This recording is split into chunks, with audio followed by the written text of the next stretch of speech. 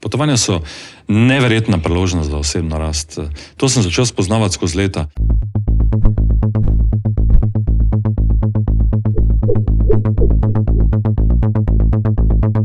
Drage poslušalke, dragi poslušalci in gledalci našega podcasta Outercast, pozdravljeni v novi epizodi. Danes imam kar malo težavo predstaviti današnjega gosta, kajti z mano je Dušan Waldhuter in bom kar njegove funkcije, kaj vse počne v življenju, bom kar prebral, da kaj ne spustim. Dušan, lep pozdrav. Pozdravljen.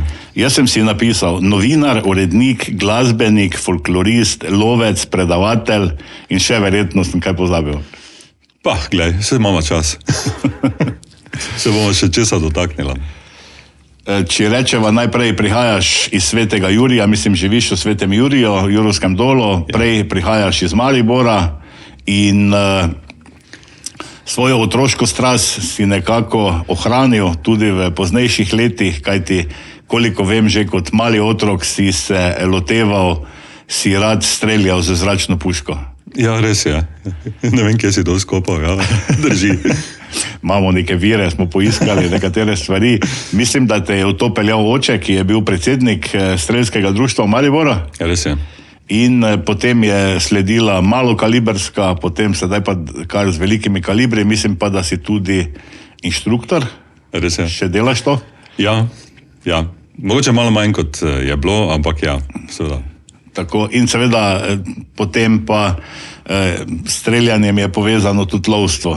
Čeravno je lovstvo danes čisto nekaj drugega, kot je bilo včasih, ampak vseeno. Ja. Kaj je tisto, da te je pritegnilo v lovstvo? Je to pač ta ljubezen do orožja ali potem ljubezen do narave? Ti si čisto na začetku začel. Mene so res... To so bili en drugi časi takrat, se pravi, moje otroštvo je bilo strelstvo, je bilo en tak široko popularen šport. Zelo dosti je bilo teh društev, moja oba in oče in mati sta bila zelo aktivna strelca. Po celi Jugoslaviji so takrat hodili za neka sindikalna srečanja. Prvo lepo so se imeli. In seveda kot otrok te potegne v tako zgodbo, vidiš, kaj je lepega v tem športu in to me je mogoče vmes kdaj spustilo, pa pol spet malo prijelo in verjetno res, ko sem se preselil v te naše kraje, ne, pred koliko je zdaj že 26-27 leti v Jurovski dol, je ta povezanost z naravo verjetno spet potegnila en drug način življenja, ki je drugačen kot v Mariboru in se na nek način zbudila strast do tega, da bi se pridružil lovcem, ki so tu tradicionalno močni, tudi moj dedek je bil lovec in še predtem pa spet ta neka ljubezen do streljanja, do tega lepega športa in sem naredil res izobraževanje za inštruktorja športnega strelstva pri Strelski zvezi Slovenije. To moram reči, je bilo eno zahtevnejših izobraževanj, tudi zelo dolgo, več mesecev to traja in ogromno znanja mi je dalo, da sem še bolj se povezal s tem športom. Za lovce pa je bilo neko logično, bi rekel, posledica tega, kam sem se preselil, ko smo prišli v Srednjega Staraj, v Jurovski dol, so rekli, tu sta dve frakciji, ne? Eno so gasilci, eno so lovci. Lovci zavzemajo desni del od ceste, ne? Gasilci so najbolj močni na levi strani. In ker sem jaz na desni strani, mislim, je bilo logično, sem postal lovec, ne? Pa tako malo obhecov, res so tako rekli. Ampak ja, mislim, res živim zdaj ne samo sredi lovišča na nek način, ampak tako globoko v centru narave, da ko pogledaš ko spalnico, pa se ni samo naša hiša taka tam, ne. Res vidiš eno samo zelenje in tesno povezanost z naravo, z vsem. Mislim, gledaš ven srne, ki se ti pasejo pod oknom in uživaš lahko v teh prizorih. Prav hudo mi je za tistega, ki tega ne bi znal videti kot neko bogatstvo. To je posebno Slovenskih goric, neokrnjena narava, neokrnjena pokrajina. Izjemno, Zmago, to je naša tako močno bogatstvo, ki pa je, bi rekel, naš zaklad samo toliko, koliko to vidimo. Če to vidimo, pol imamo tega zaklada in tega bogatstva nekaj. Tisti, ki pa tega ne vidi, pa od tega nima nič. Tako pač je. Jaz še vedno rečem, da ko nekdo reče, ne, da Slovenija ni lepa, ne, jaz vedno rečem, da je bil premalo tujine. Verjetno res, ja. Ja. No, če se mi dva vrneva k tebi, potem srednja elektrošola, zanimivo, odločil si se za elektrosmer, potem mislim, da si nadaljeval na gradbeni fakulteti, potem promet. Res je. Mislim, da si diplomiral iz alkohol prometa. Ja, diplomska moja takrat je bila res ja, na alkoholu v prometu. Faks mi je bil zanimiv, ne, pa začel sem že v Portorožu, pravzaprav podobno zgodbo, oni so malo drugače bili usmerjeni, pa je me življenje odneslo pol v Ljubljano, pa tiste fakultete nisem končal, ne, mislim, ne ker bi kaj ne opravil sem vse, ampak enostavno me je življenje vrnilo, pa neke ljubezni so se zgodile, pa sem pač najdel neke druge takrat smernice v življenju. Ko sem enkrat prišel v Maribor, pa sem začel delati na RTV Slovenija kot zunanji sodelavec, užival za kamero in v tej novinarski zgodbi, ki sem imel kar nekaj oddaj, sem pravzaprav pripravo, zelo mi je bila všeč ta vloga, da lahko sam snemam, sam sem novinar, kar se je takrat dalo na lokalni televiziji, ki jo je Maribor imel. In to je prekinila pol ena prometna nesreča, hvala Bogu, brez nekih posledic, samo brez avta sem ostal, kar pomeni, da nisem mogel več snemati. In potem sem rekel, veš kaj, pa kaj, če bi jaz nadaljeval študijom in sem se vpisal v Maribor na prometno oziroma na gradbeno fakulteto. In pravzaprav nekako zelo hitro šel preko tega študija, ker sem že bil kako leto pol starejši od mojih kolegov, ki so prišli direktno z gimnazije in niso služili več vojaškega roka, ne? Jaz sem bil ravno na tej prelomnici. In tak je pol ta fakulteta pravzaprav hitro neko najdla mesto in nisem pa potem nikoli pravzaprav niti enega dneva delal v prometni stroki, ker sem takoj šel v novinarske vode. To ravno je bilo moje naslednje vprašanje. Koliko dni imaš delovne dobe v svojem poklicu, ker si se potem odločil čisto, očitno te je delo za kamero in delo s kamero navdušilo, da te je potem odpeljalo, mislim, da kar na večeru si potem začel. Ja, držal sem še neko kontinuiteto, bil sem štipendist RTV Slovenije, ampak z študijem in z pravzaprav leti, ki so sledila, pa sem se povezal že z Večerom, imel eno zunanjo tako dopisno vlogo, potem pa ja, začel pravzaprav delati tam 2000. Leta, mislim, da sem začel redno delati na Večeru. Tam pa se je začela ta novinarsko-uredniška zgodba, na katero sem ne samo ponosen, ampak mi je blazno dosti dala v življenju. Kaj vse si počel na Večeru od novinarja, urednika? Pa začel sem na način, da sem pokrival mestni svet v Mariborsko mestno občino in promet. Ne. Takrat je moja urednica Majda Struc rekla, da oni niso New York Times in ne morejo imeti nikoga samo za promet, da bo moral še vzeti politiko in sem delal to oboje, tako da sem videl, kako funkcionira v tistih časih mariborska oblast, kar je bilo zelo zanimivo. Pa to neko prometno vlogo sem prevzel, ampak zelo hitro, mislim, da po 4 letih, sem dobil pa ponudbo, da prevzamem eno novo edicijo, ki je takrat nastajala, ki je pa pravzaprav bila produktna edicija na Večeru in je bila namenjena oglaševalcem. In sem prevzel to so bili Večerovi kvadrati, naredili smo jih iz nič in sem potem vodil 15 let. To je postala najbolj donosna priloga v 60-letni zgodovini Večera. Imel sem fenomenalno ekipo, ki se je ukvarjala s temi Večerovimi kvadrati. Hitro zatem pa sem vzel tudi revijo Naš dom, to je 2-mesečnik in to tudi v tistem obdobju od mojih 13 let urejanja je bil to tudi najbolj bran 2-mesečnik v Sloveniji, ki se ukvarja s kulturo bivanja. Moram reči, da en in drug projekt sta mi dala sta na nek način odgradila moj študij, tehnični študij, sta pa me usmerila na eno novo področje, ki sem ga z leti začel povezovati, se pravi, ena je bil bolj gradbena vsebina, ena je bila bolj interierska vsebina, ampak obe sta se ukvarjali s kulturo bivanja. In to je nekaj, kar sem videl, da je skozi leta vsem, ki smo delali te projekte, pustilo eno sled, tudi sicer v življenju. Se pravi, ko si usmerjen v to, da gledaš in razmišljaš o tem, kaj je tisto, kar dela človekovo okolje bolj kakovostno, kaj bolj izpolnjuje naše zahteve, želje.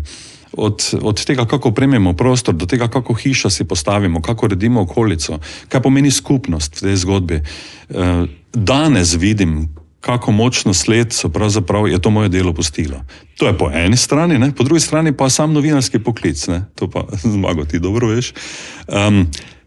Ta neka transparentnost tvojega dela, v smislu, kar danes v časopisu, in to resnem časopisu napišeš, ki je bil drugi najbolj, rekel, čistem vrhu v državi, kjer si zavezan novinarskemu kodeksu. Tvoje dela, ne znam si predstavljati, kjer je poklic je pravzaprav bolj transparentno od tega. Karkoli danes ustvariš, v kakršnikoli formi si, ali si ponočeval, si bil na 50-letnici po noči, ali imaš težko obdobje svojega življenja, tvoje delo je javno, drugi dan lahko vsi preberejo, kaj si napisal, kaj si objavil in vsi imajo tudi priložnost to, rekel, komentirati, kritizirati. Jaz ne vem, če je kateri drugi poklic na svetu še tak transparenten, kot je poklic v resnici novinarja. In druga stvar je ta transparentnost tvojega dela v smislu, da si v službi javnosti, da se točno vejo tvoje stališča, da znaš, bi rekel, spraševati v imenu ljudi, da razumeš, komu služiš kot novinar. To je neka specifika, ki skozi leta pravzaprav oblikuje človeka in ti da, če si za to, in mislim, očitno sem bil, če sem tudi po večeru šel v novinarsko zgodbo, to je nekaj, kar te zaznamuje in ti nastavi način modus operandija, kako razmišljaš, kaj počneš, katere vrednote vlečeš v ospredje. Mislim, da me ta večer, pa tudi čudovito obdobje, je bilo še tistega močnega novinarstva v smislu, da je bil ugled novinarja vseeno boljši, kot je danes, kar mi je hudo, ampak pač tak je bilo. Ali pa tak je. To je nekaj, kar te oblikuje. Ja, danes je žalostna zgodba novinarstva, kajti novinarji smo nekako cenjeni nekje in ljudje zaupajo toliko kot prodajalcem avtomobilov. Ko sem to prebral, sem se pa res zamislil nad sabo. Ne? Ampak tudi ko bereš te grozni rumeni tisk, saj verjetno si res te pisure, kot bi rekel Miha Šalehar, na Valu 202 dejansko se res ne zaslužijo niti toliko zaupanja, kot ga imajo prodajalci avtomobilov. Ne? Ampak še ena druga stvar je pri tem tvojem novinarskem delu. Ne? Mogoče se komu danes zdi smešno, naš dom, kako opremiti dom in te stvari. Ne? To so bili časi, ko vsega tega ni bilo možno prebrati na internetu. Ne? In to revijo smo čakali, pa da vidimo, kaj bo pisalo, bo kakšna ideja, mogoče kako opremiti dnevno sobo, kaj so trendi, kam dati ladijski pot in tako naprej. Ne? To je ta čar, posebnost tega bila velika. Pa naš dom je sploh ena zgodba, mislim, zgodovinska zgodba, ne vem, ne bomo ceno, kje je danes končal, še vedno je znamka blagovna živa, ampak naš dom je nekaj, kaj je nastalo v času Jugoslavije. Naš dom je imel pravzaprav ne samo dopisništva v ostalih republikah, ampak naš dom je izhajal z tistih časov, ko so z vlaki vozili kompozicije v studio, ki je bil v Beogradu, da so tam postavili kuhno na način, kot so si zamislili uredniki in to poslikali in to je bilo, v bistvu, to je bil najmočnejši magazin v Jugoslaviji, ki je prenesel to vlogo potem tudi na slovenske razmere za osamosvojitvijo. Mi smo podeljevali zlato plaketo, še vsa leta sem jo podeljeval na pohištvenem sejmu v Ljubljani, na Ambientu. In smo imeli blazno močen vpliv na to zgodbo, bili smo unikatna zgodba, pravzaprav skozi desetletja in desetletja. Jaz se spomnim, da smo to imeli mi doma, ko sem jaz bil otrok. Moja starša imela te neke kupe teh naših domov, jaz sem to listal in sem gledal in mislim, sanjalo se mi ni, da kdaj s tem povezan, kaj šele, da bom odgovorni urednik te revije. Ampak zdaj, ko se nazaj spomnim, je to, bila je kultna revija, ki pa je verjetno s časom, zdaj v tem obdobju, ko imamo vse, pravzaprav na vsakem telefonu ideje in si povezan s celim svetom, najbrž bi morala dobiti, ne poznam zdaj stvari, ampak eno drugo, absolutno ima potencial za preživetje, ampak sve ne več tak, kot je bil takrat, ampak pač v nekih drugih smernicah. Ne? Možnost, da zbere najboljše iz sveta, pa ti to servira recimo v enem formatu. Pa seveda, internet bi moral narediti svoje, ne vem, kako so močni s portalom. Skratka, tako kot vsaka stvar, se tudi ta stvar spremenja. No, kot si dejal, novinarstvo je poklic, ki te vedno vleče. Jaz konkretno sem 3-krat zapustil že novinarstvo in sem vedno potem ugotovil, da še je nekaj, kar moram povedati ljudem. Ne. In mislim, da je tudi tebe to zaznamovalo. se potem hitro, ko si začel na Večeru, si se tudi vrnil dejansko na pravno fakulteto, kjer si pač moral študentom povedati, kaj je delo v medijih, ne, si bil strokovni sodelavec. Bil sem zunanji strokovni sodelavec znotraj enega EU programa, ne štejem se, da sem delal na pravni fakulteti kot tak, ampak povabljen sem bil, da sem pač študentom večkrat podelil ta pogled v medije, v zgodbo, ki jo na kak način mediji danes, to je bilo takrat, ne, funkcionirajo, kak potegnejo javnost, kaj so neke osnove novinarskega poklica, pa tudi medijev sicer, ker moja specializacija, vseeno, jaz nisem v celem svojem novinarskem delu nikoli spadal med to kliko novinarjev, ki se ukvarjajo s politiko v tem orto smislu, ampak sem bil na tej strani, kako približati mogoče nekatere lažje, življenjske, bivalne vsebine ljudem in tudi kako nagovoriti, kako povezati poslušalce ali pa gledalce z sporočili naših poslovnih partnerjev. Se pravi, na koncu sem vodil komercialno uredništvo na Večeru in tja pripeljal tudi nativno oglaševanje, ki je sploh ena posebnost v ustvarjanju vsebin, ker v bistvu gre za to, kako povežeš nekoga, ki želi nagovoriti bralce skozi svoj produkt ali pa storitev, s tem, da bralcu to predstaviš kot neko vrhunsko zgodbo, kar pomeni, da si moral najti vrhunskega pisca, dobiti vrhunsko idejo, o čem bomo sploh pisali in dati na koncu z tistim člankom ali pa vsebino izjemno dodano vrednost, v katero si znal na pravilen, neprekrit način vplesti tudi neko podjetje, ki je s tem imelo en interes. In v bistvu dati odprte karte na mizo, povedati ljudem, kdo je recimo sodeloval pri tej vsebini in zakaj, ampak vseeno dati bralcu tako močno vrednost, da mu je vseeno, pravzaprav, če to zmišljujem si podpira neko podjetje, zato ker je ta informacija za njega bila pravzaprav toliko vredna. To je kar ena bila zanimiva postavka v razvoju medija in ja, se postavljaš kot novinar predvsem v vlogo bralca ali pa gledalca, kaj bi njemu štelo, kaj bi mu bilo dragoceno. Ne? In to prenašati na mlade generacije, pa tudi bil en projektov na pravni fakulteti, pa na pravzaprav vsemi mladimi, v katerimi smo stik prihajali. Se ravno to je, ne, da je dejansko naloga novinarja, da posluša bralce, kaj želijo brati, ne pa da si misli, kaj si oni želijo. Ne. In jaz danes mislim, da je ogromno medijev in tudi novinarjev, ki izključno delajo samo zato, da dobijo klike. Ne.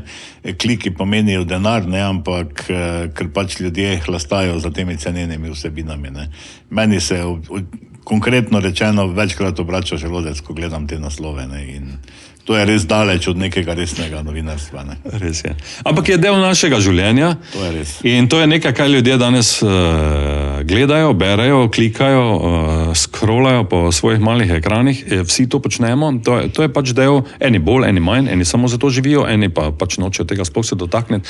Ampak prišli smo v eno obdobje, kjer je pravzaprav vsak od nas svoj medij. Se pravi, danes jaz nagovarjam ljudi in jih nagovarjam preko Facebooka, Instagrama, LinkedIna, tudi če nisem nikjer več, bi rekel, v noben medij zares vključen, pravzaprav sem na nek način sam svoj medij. Je pa to eno drugo specifiko pripeljalo s seboj in sicer v tem času, ko je vsak svoj medij in lahko vsak nagovarja, ne vem, tako kot se jaz se na LinkedInu pogovarjam z ljudmi z druge strani planeta in to lahko počnejo vsi. Ko imaš to možnost in to moč, potem trčiš v en novi dejavnik. In sicer, kako danes dosežeš, da si slišan, ko pa lahko vsak z vsakim komunicira. Se pravi, dosegli smo to, da imamo resnično možnost nagovarjati kogarkoli teoretično, v praksi pa imamo ta izziv, da ne vemo, kako doseči, da bi nas pa ljudje poslušali. In to velja za vse, tudi za Instagramerje, tudi za content creatore, ali kako so to, vsebinske kreatorje, ne za vse te vplivneže, ali pa tiste, ki bi radi bili vplivneži, enostavno imaš to možnost, imaš jo na lastnem telefonu, recimo, tudi če nimaš neke tehnike, ampak doseči ljudi pa je precej težje. To je res, ampak sedaj sva se pogovarjala, da si pač Zato imaš verjetno tudi toliko nazivov, ko sem na začetku dejal, s čem se vse ukvarjaš, ne? Ker je očitno si bil pač človek v življenju, ali si še zdaj človek, da ne bom rekel, ne? Ki si želel pač vse probati na nek način, ne? Ker preizkusil si se tudi vodenju Bob leta, koliko se spomnim. Ja, no, zdaj smo pri odru, ne. Oder je pa moj... Z odrom sem se srečeval pa na res 1000 načinov. Bob leta je mogoče en tisti dogodek bil, ki je zaradi slave, ki jo je ta večerov dogodek, ne, pravzaprav dosegel mogoče tudi s Tošom predvsem, pa postal je res ena največjih prireditev v regiji. Jaz pa sem bil na začetku tega, ne, sem vodil eno leto Bob leta za Večerovo hišo, ampak je bil en od nastopov na odru.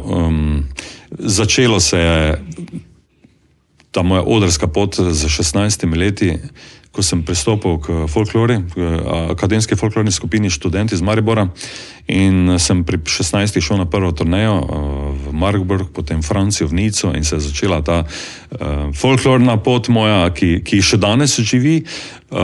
Potem so prišli Freikinslerji, se pravi glasbena skupina, s katero smo še vedno skupaj, v smislu, še smo tu, nismo nikam odpotovali, ampak mislim, da smo zadnji veliki oder imeli na martinovanju za študente na Štuku v Mariboru. To je bilo 2 leti nazaj, če se ne motim. Malo predtem pa smo imeli zadnji koncert prav v Lenartu, v dvorani, ne, ob okrogle obletnici.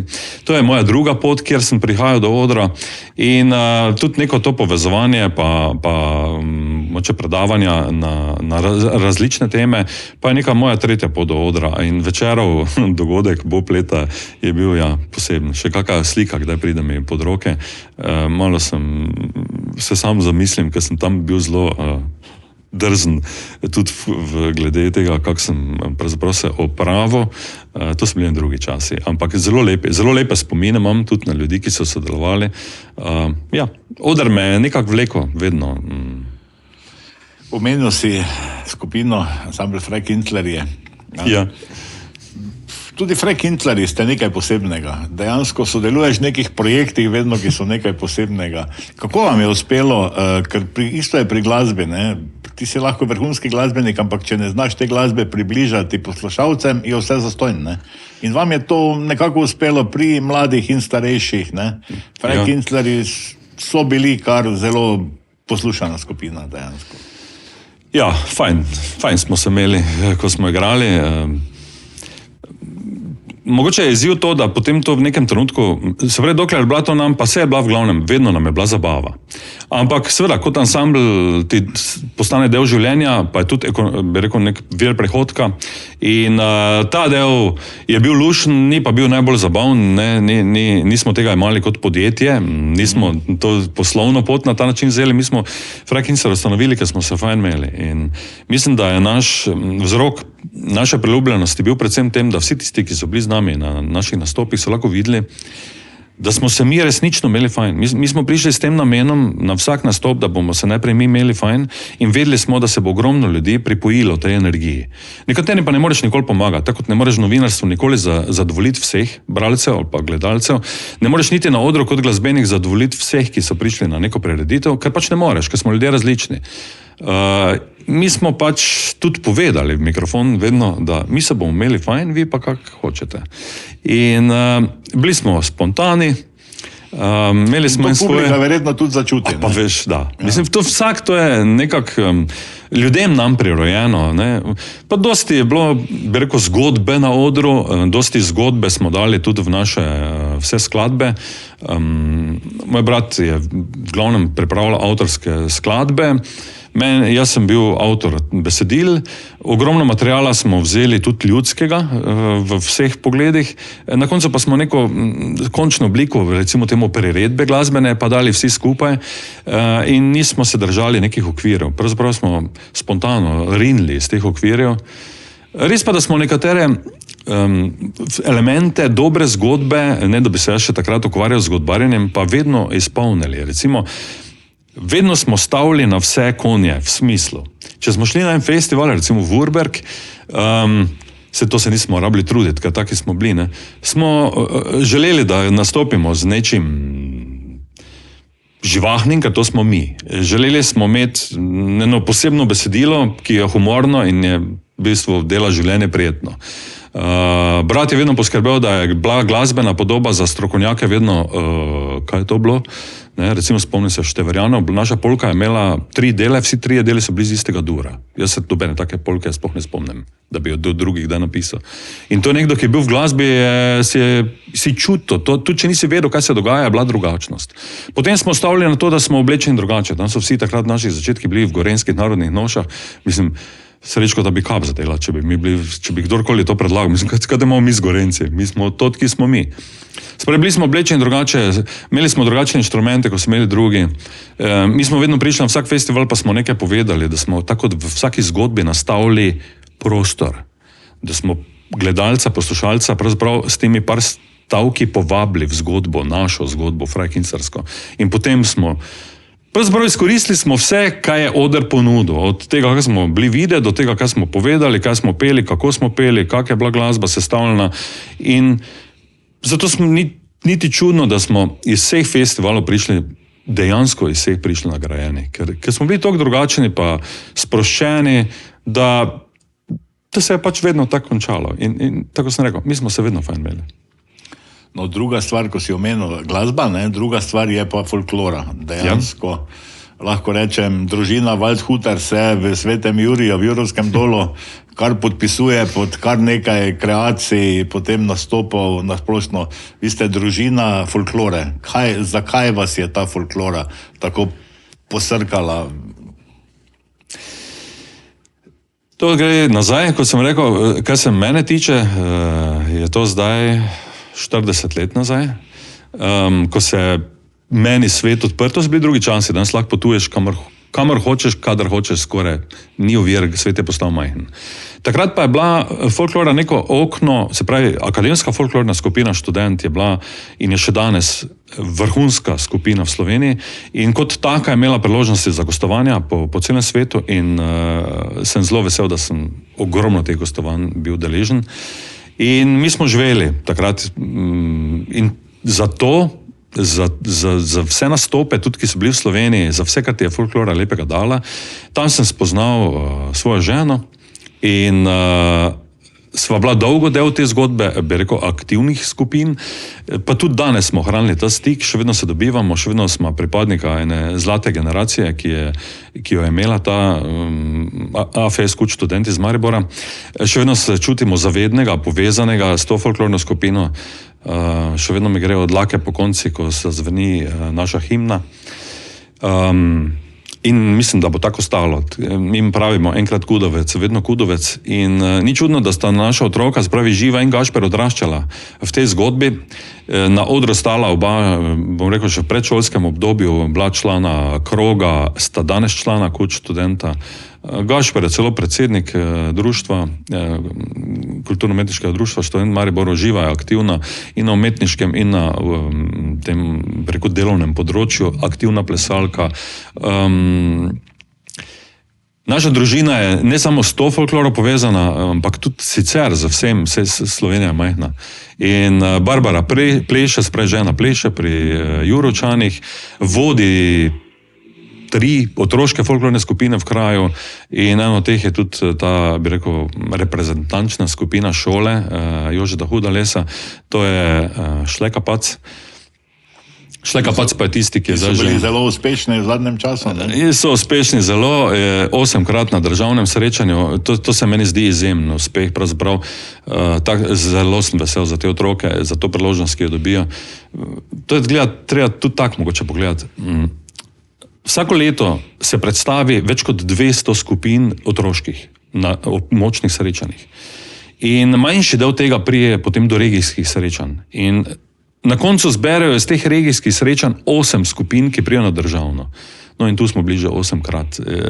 Rečem bili, zato ker sem zadnja leta tam kot kontrabasist, ker sem del družinske zgodbe, ki se pravi Barbara vodi skupino, ampak zadnja leta sodelujemo pa vsi, se pravi Gašper, ki je harmonikar, pripravi glasbeno priredbo, postavi glasbeno podobo za ta splet. Barbara ima svoje vse vaje in osnovno idejo. Jaz prispevam ponovadi zgodbo, pa delček te zgodbe. Živa, ki je pa zdaj tudi pravzaprav psihologinja, je končala študij. Ima še ta en psihološki vidik, je to še ne en tak dodaten poligon, ampak tudi sama sodeluje pri koreografiji. In to je za našo družino ena priložnost, da se pravzaprav, ne bom rekel priložnost, da se povežemo, se imamo dosti priložnosti, ampak to je en tak družinski projekt, kjer uživamo v tej debati, v grajenju neke zgodbe, ki pride iz nič do končne postavitve na odru in doseže, bi rekel, stopi pod žaromete na državnem srečanju. Meni je to čudovito delo, ki je povezano s smehom, glasbo, sodelovanjem ljudi. To je nekaj, kar bi si želel na vseh področjih. To neko pozitivno energijo, ki zna iz nič ustvariti neko zgodbo, ki na koncu navduši tiste, ki jo delajo, in navduši tiste, ki sedijo v publiki in je njim namenjena. To mi je eno lepših stvari. Ne vem, dokdaj bomo to delali, ker je tudi dosti drugih priložnosti, kjer lahko smo kreativni ljudje, ampak trenutno nam je to taka lepa zgodba, folklorna. To pomeni, ko se usedete za družinsko mizo, ne mine dan, da ne bi govorili o folklore. To je pa res, ker sta tudi otroka zelo intenzivno, se zdaj sta že živa 26, Gašper je 24, so odrasli ljudje, niso vsak dan doma, sta ogromno v Mariboru, večino časa v Mariboru.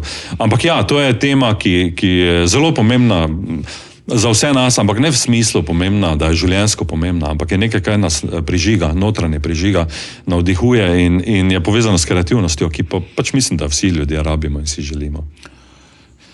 Sedaj smo že kar precej povedala o tebi, kaj vse si počel v Mariboru, sedaj smo se nekako prišla do tega, kaj počneš tudi sedaj v Jurovskem dolu in tak naprej. Ampak vseeno nisva še pa rekla, zakaj si zapustil Maribor in se preselil v Jurovski dol. Kaj je pa bil tisti ključni moment, da te je pripeljalo v Slovenske Gorice iz mesta? Ženo smo takrat še brez otrok iskala pravzaprav neko večjo povezavo z naravo. Se tudi Maribor je majhen, ne? Da si v 5 minutah lahko izven Maribora, če nisi ravno v prometni špici.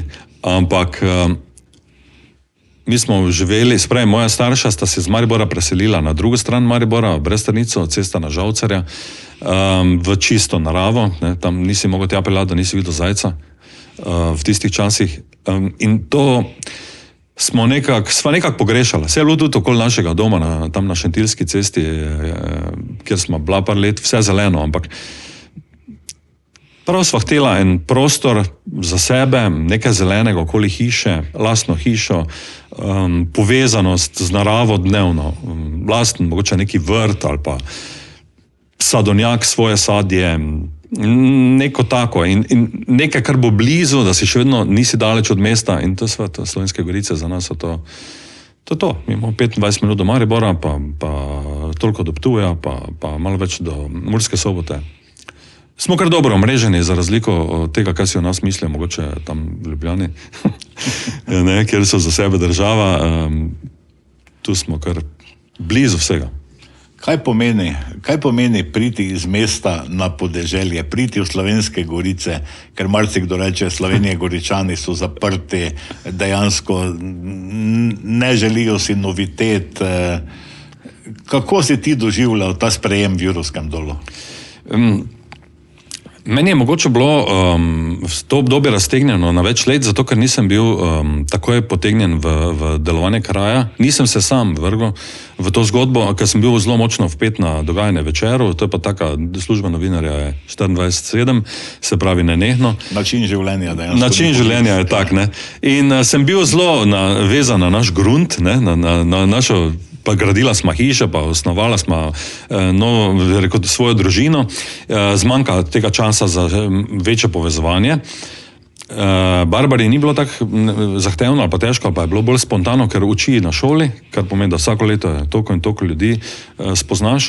Jaz pa sem začel se vključevati delno skozi lovstvo, se pravi skozi lovce in to zeleno bratovščino, v to delovanje kraja, kasneje pa tudi skozi nekatera druga društva, kjer pa nisem aktivno udeležen, se pravi recimo kulturno društvo v Jurovskem dolu, sem pa zelo pogosto gost, se pravi sem del te zgodbe, ker je že Barbara del te zgodbe, sem prisoten na teh prireditvah, zato ker me to notranje prižiga, mi je to zelo pomembno, uživam v pevskih zborih oziroma v oktetih, uživam v nastopu folklore, ker Jurovski dol je izjemno en najbolj bogatih krajev, tako mali pa tako bogat s folkloro, pravzaprav v teh kulturnih dejavnostih, to je meni, pač to je del mene in ta del me vedno vleko. In z leti se je začelo tudi tu se širiti znanstva.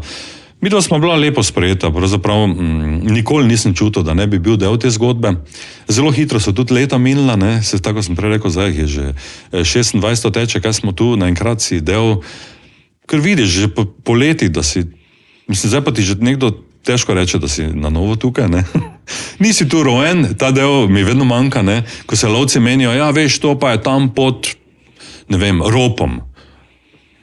Moram jaz zelo razmišljati in za večino stvari še danes ne vem. Ne. Ti so tu rojeni, njim je to vse za vsakega, vejo za vsako hišo.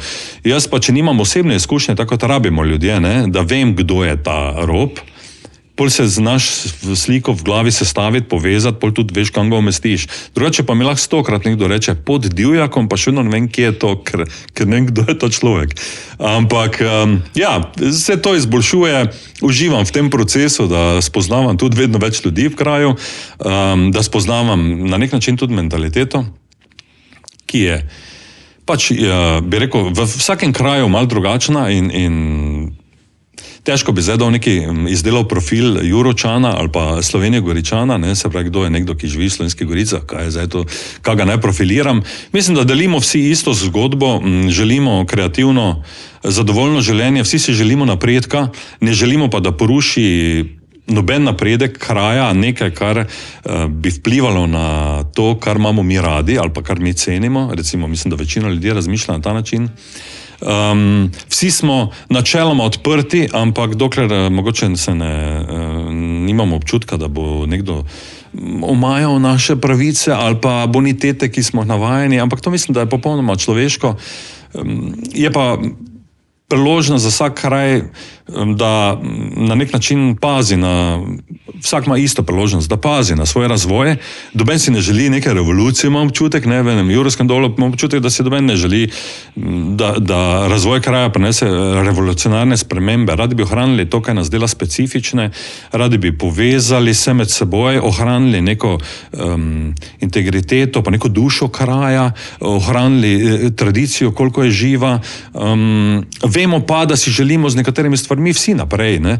Recimo, trenutno smo še vedno brez bankomata, ne, po zadnjem eksploziji, ki nas vsake toliko nekaj posebnega Jurovski dol zapiše v zgodovino. Tak je ta zdaj zadnja, ko nam je nekdo raznesel bankomat in ga več banka noče dati.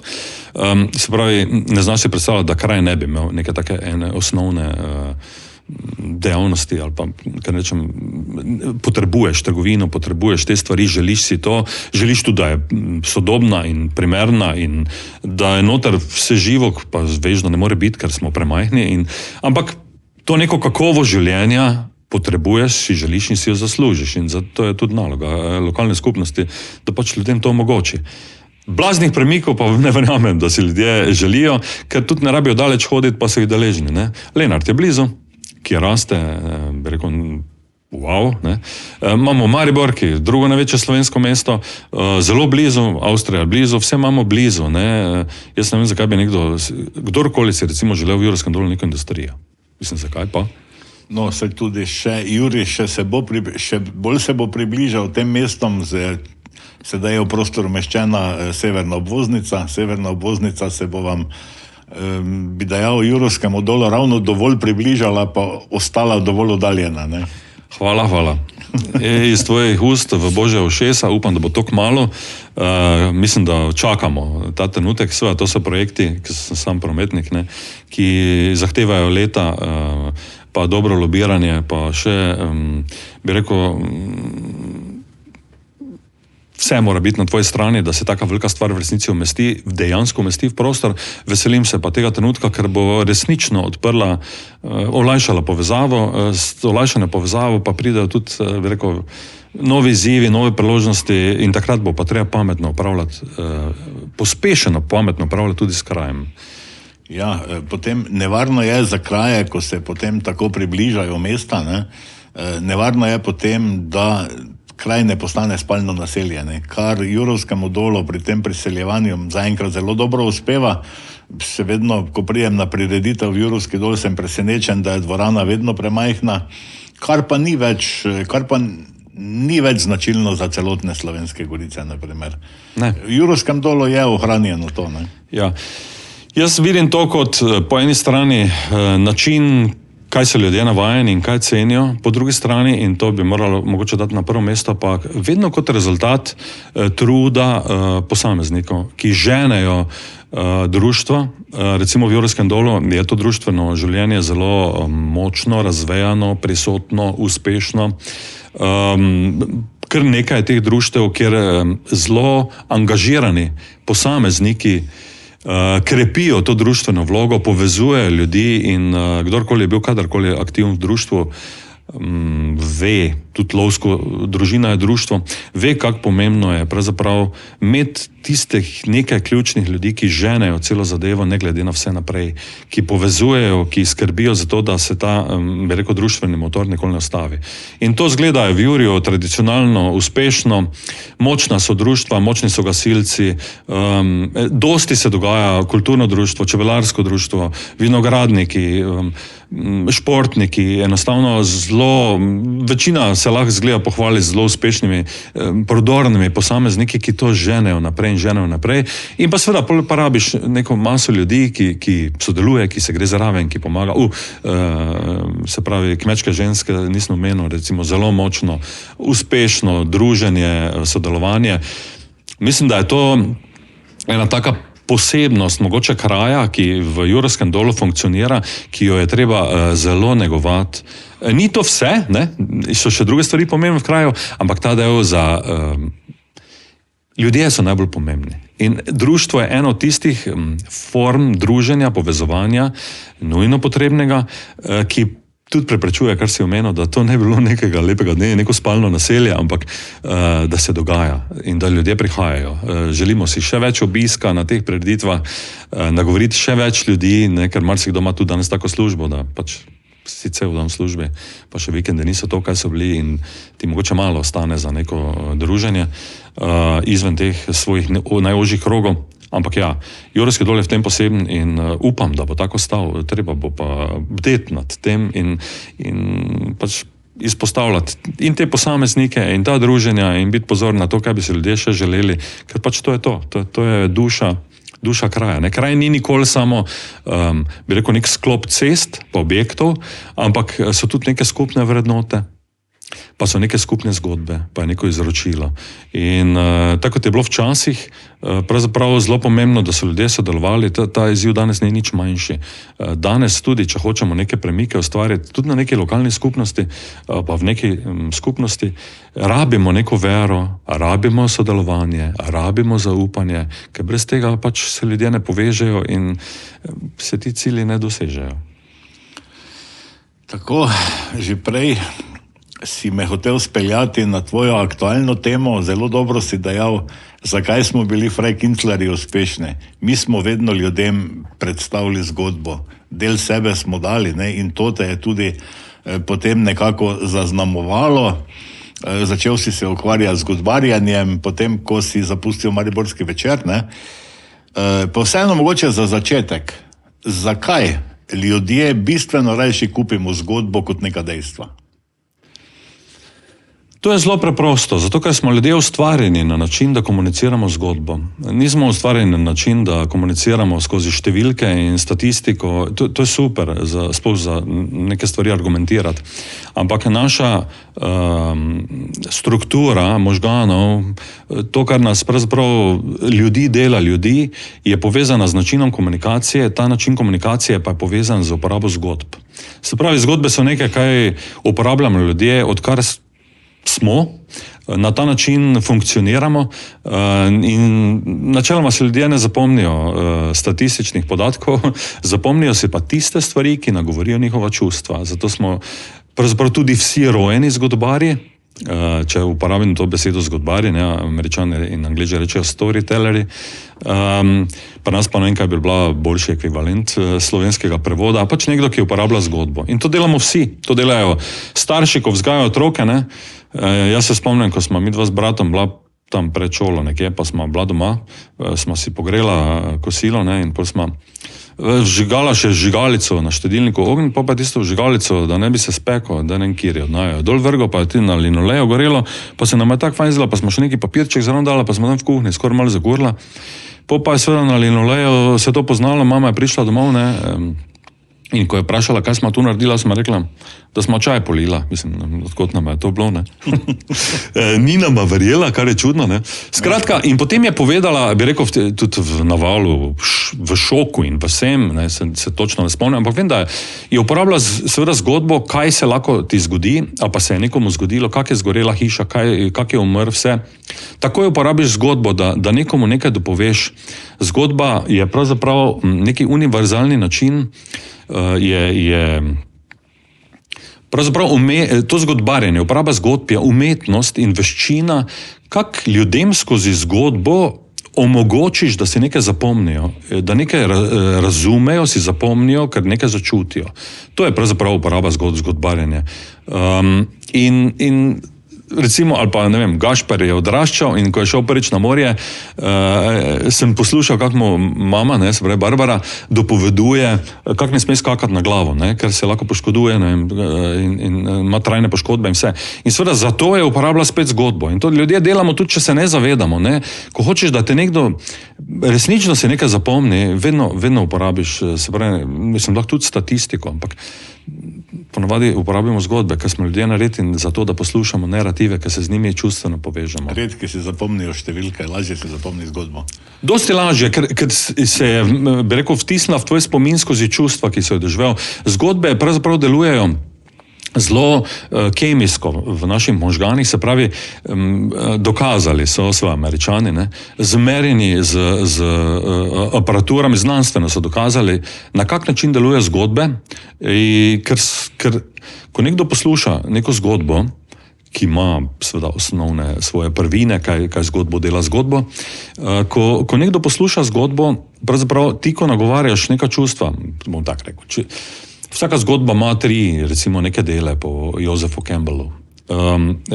To je ameriški profesor, ki je postavil en tak zelo preprost konstrukt vsake zgodbe na svetu. In je rekel, najprej je neki odhod iz znanega okolja v neznano okolje. Naš junak gre v nekaj, česar ne pozna. Potem je drugi del, kjer gre skozi neke preizkušnje in skozi neke težave in skozi neke izzive in nekaj se mu dogaja, trpi, doživlja neko izgubo. Skratka, ta del izrazito nagovarja naša čustva. In potem pride do nekega vrhunca, kjer se nekaj prelomi, kjer pride do nekega ključnega spoznanja in potem pride do nekega uvida in vrnitve nazaj v znano okolje, kamor se vrne drugačen. To je po Campbellu sestava vsake dobre zgodbe. In če pogledate karkoli na našem svetu, ali so to knjige, ali so to filmi, ali so to, recimo, Jej, moli, ljubi, ne? Tipičen primer, ne? Nekaj se zgodi, nekaj se zalomi, Julia Roberts gre na pot in doživlja to transformacijo, ki nagovarjajo čustva, ne samo nje, ampak vsakega, ki posluša to zgodbo, gleda film in na koncu pride do nekega uvida in pride domov drugačna. Gospodar prstanov, Hobit, vse posod imamo zaplete, ki nagovarjajo čustva in to je tisti ključni del. Zato, ker ko zgodba sproži te reakcije, ko poslušalec pade noter v zgodbo, gledalec pade v film, gleda, njega zanima, kaj se bo zgodilo. Takrat seveda ta zgodba sproži v glavi hormonsko veselico, v bistvu en koktajl dopamina, endorfino, kortizola, oksitocina, se sprožajo ti hormoni in dejansko delajo kemijsko strukturo v naših možganih primerno, da bolj zaupamo, razumemo, sočustvujemo, se nam zdi sogovornik bolj domač, prijazen. Američani so dokazali, da znajo narediti točno konstrukt zgodbe, po kateri so ljudje pripravljeni odpreti denarnico. Se pravi, do takega zaupanja pride, da ljudje želijo sodelovati, želijo biti del te zgodbe. To delajo zgodbe. No, se tu prej si dejal, da danes na družbenih omrežjih smo lahko vsi novinarji, smo lahko vsi influencerji, ne? In to se tudi lepo vidi, ko nekdo poskuša prodajati neke stvari z nekimi tehničnimi podatki, ne? To potem točno vidiš, da ga je povozil čas, rečemo v Slovenskih Goricah, enostavno, ne? Kajti jaz se spomnim, včasih so ti prodajali avto, veliki prtlažni prostor, desno ogledalo, ne? Zadnji brisalec in tako naprej, ne? Danes ti prodajajo udobje, veselje, družinsko srečo, tudi zakuška in tako naprej, ne? Tako da gre vse v tej smeri. Avtomobilska industrija je sploh ena od prvih industrij, ki je zelo zavestno začela uporabljati zgodbarjenje že mnoga leta nazaj in ti prodajajo čustva. In pomembno je pa to, vedno je vključena tudi statistika. Zato, ker, ko se jaz odločim, da hočem voziti taki in taki avto, in to se odločim vedno s čustvi, vse velike odločitve, prodajne, nakupne, se vedno sprejemajo s čustvi. Vedno. Ti pa rabiš statistiko, rabiš podatke za to, da to svojo odločitev, ki si jo sprejel s čustvi, utemeljiš včasih ženi, včasih okolici, včasih samemu sebi. Se pravi, jaz sem se že navdušil, jaz sem že v glavi to kupil, zdaj pa rabim še, ima pa tako majhno porabo ta avto, ali pa tako male emisije, ali pa skratka najdem nekaj tehničnega, kar so tudi znali povedati, da ta nakup upravičim. In tu so, recimo, avtomobilska industrija je neverjetno sposobna že desetletja v tem kontekstu, zdaj pa gre to tudi naprej. Recimo, tu noter imamo ta storytelling, ne? V tujini je to zelo močna marketinška, bi rekel, postavka, zelo veliko znanje, zelo dosti denarja se vlaga v to, v Sloveniji tega vidim zelo redko, ampak zgoraj pa so dognali, ker je tudi konkurenca večja, kaj jih dela konkurenčne s temi zgodbami. Tam pa so recimo že pred zdaj 2009-2010 je potekala ena čudovita raziskava, sta jo dva tipa naredila, takrat je bil eBay najbolj pač taka močna platforma in sta nakupila sta za $129 drobne predmete na eBayu.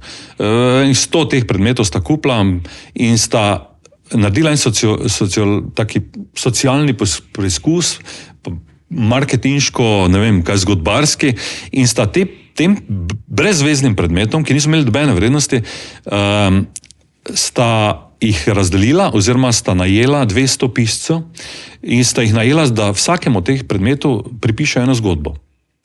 Tako je vsak od teh predmetov dobil tudi zgodbo, ki ga je spremljala in mu je dala čustveno vrednost. In potem sta te iste stvari prodala znova na eBayu.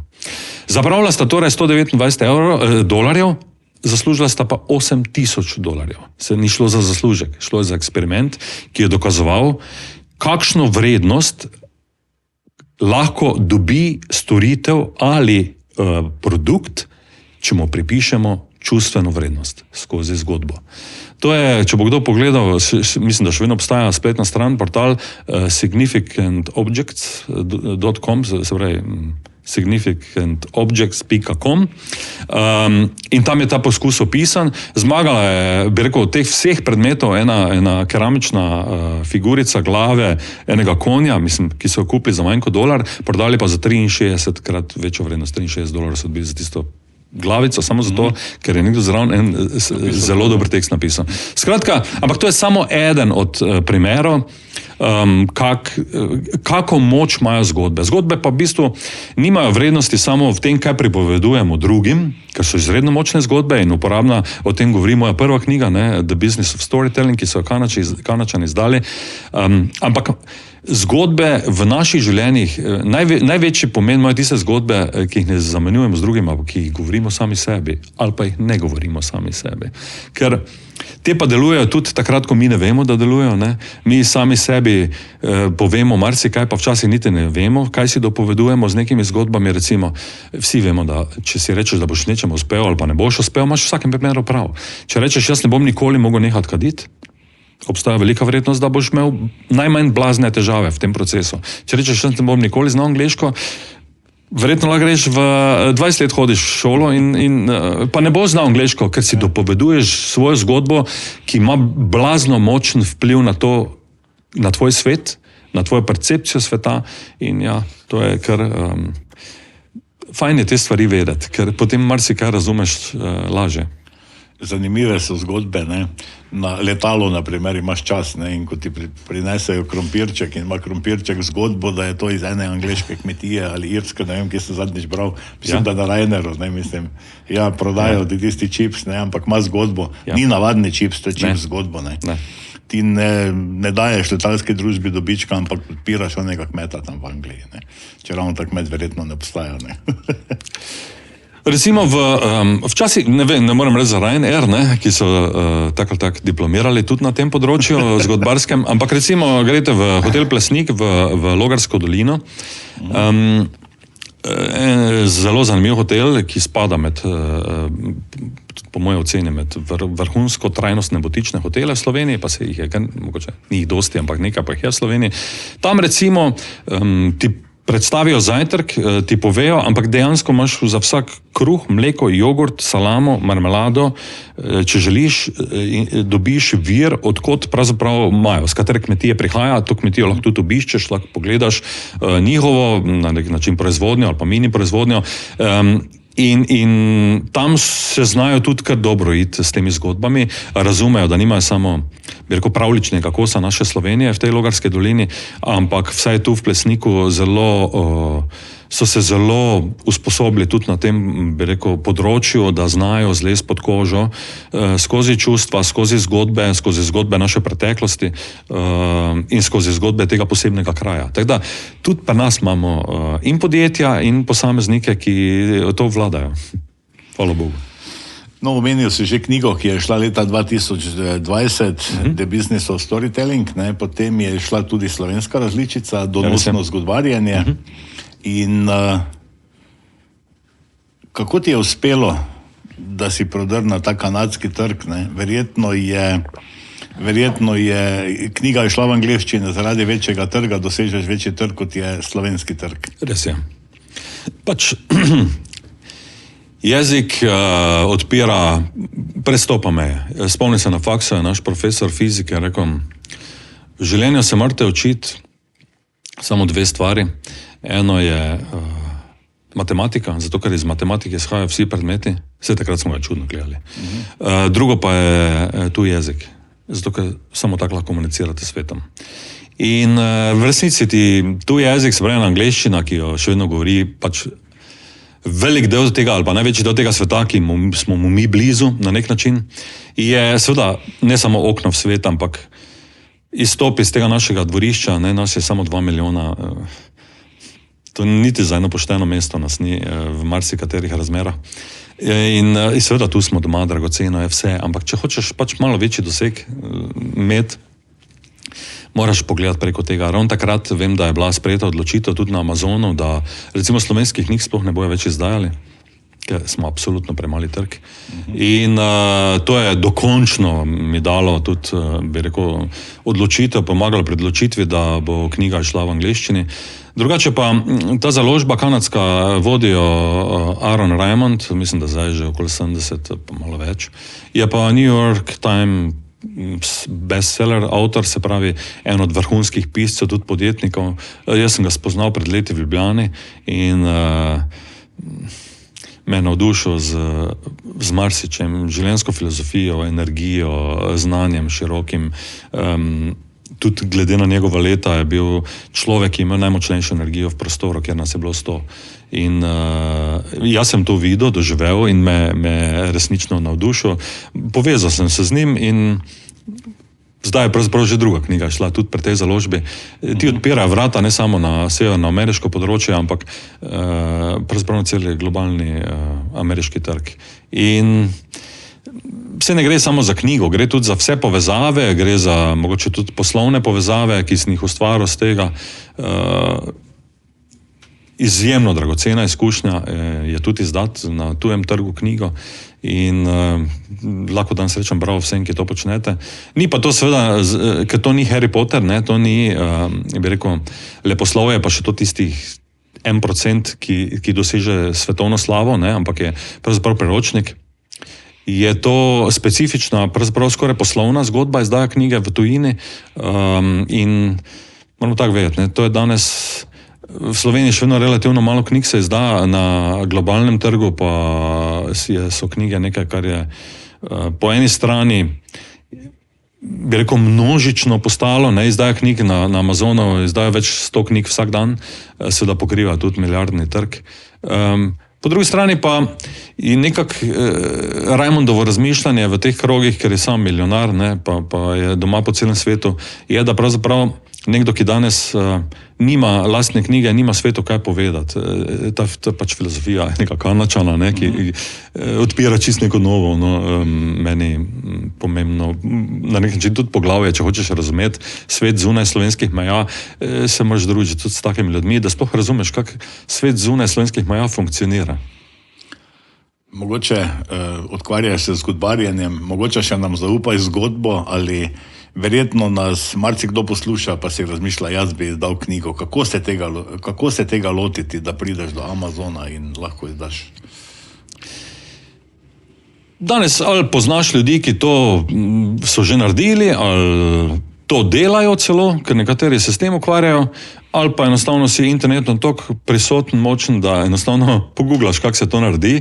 Jaz tega nisem delal sam, se pravi, tudi na Amazon, pa na Kindle so spravili knjigo Kanačani, ampak vem, da je postopek, ni nekaj, kar, se pravi, ogromno Slovencev je to naredilo že samih, je to nekaj, kar se da naštudirati, se sam lotiti, ali pa se povezati tudi z založbo, domačo ali tujo, ki pa to delajo pravzaprav dnevno, ne, za njih to ni nek, tako kot mi dva delamo, nekaj delajo oni pač to in ni to na nek način trud. Mislim, da je danes vseeno kar zahtevno pa knjigo napisati, ne, ker ti zmanjka večini ljudi, tudi ki jih jaz poznam, ki vem, da so pisali knjige, pa niso nikoli izdali, zmanjka odločnosti, vztrajnosti, da končajo projekt. To je danes, kjer je vse hitro, vse je instant, tudi danes uporabajo umetne inteligence, strašno vabljiva, da izkoristiš za številne načine, ne. Mislim, da ko se je ChatGPT pojavil, so na Amazonu sprejeli neko notranjo odločitev, da noben posameznik ne more v enem dnevu prijaviti več kot eno knjigo, da izda, kar je bilo strašljivo. Mislim, glede na to, da pač nekateri so razumeli, da danes lahko s ChatGPT-jem, vse tehnično je lahko, verjetno napišeš, ne, ti bojo napisal, ampak ne vem, kakva bi to knjiga v resnici bila, ne, v nobenem pogledu si ne znam predstavljati, da bi ti danes ChatGPT knjigo napisal, na katero bi bil človek lahko ponosen, pa pravzaprav s tem nekaj uspel, verjamem pa, da se bo nekdo na svetu najdel, ki bo točno to naredil, pol tudi povedal, da je to naredil in bo tudi neki novi socialni test in preizkus naredil, kjer bo neki novi menik človeštvu postavil, kaj vse danes umetna inteligenca je to absolutno sposobna narediti, ampak ne vem, zakaj bi to delo, zakaj bi to sploh izkoristil ali pa kako korist bi od tega na koncu imel. No, zanimivo je, ko so se prej pogovarjala o družbenih omrežjih, ne? Zanimivo je spremljati objave nekaterih posameznih, ki se lotijo postati influencerji, ne? In potem dejansko pišajo te famozne objave z ChatGPT-om, ki se oddaleč vidi, da je samo umetna inteligenca in da res primanjkuje naravne, ne? Lepo povedano. Ali pa recimo nekdo, ki nikoli nič ni napisal, ne, pa tudi, če pač sicer pri delu uporabljaš umetno inteligenco, obstajajo neki vzorci, kjer sicer jaz ne morem biti pameten pa reči, da je nekdo je uporabil, ampak temu srečam, da diši po umetni inteligenci.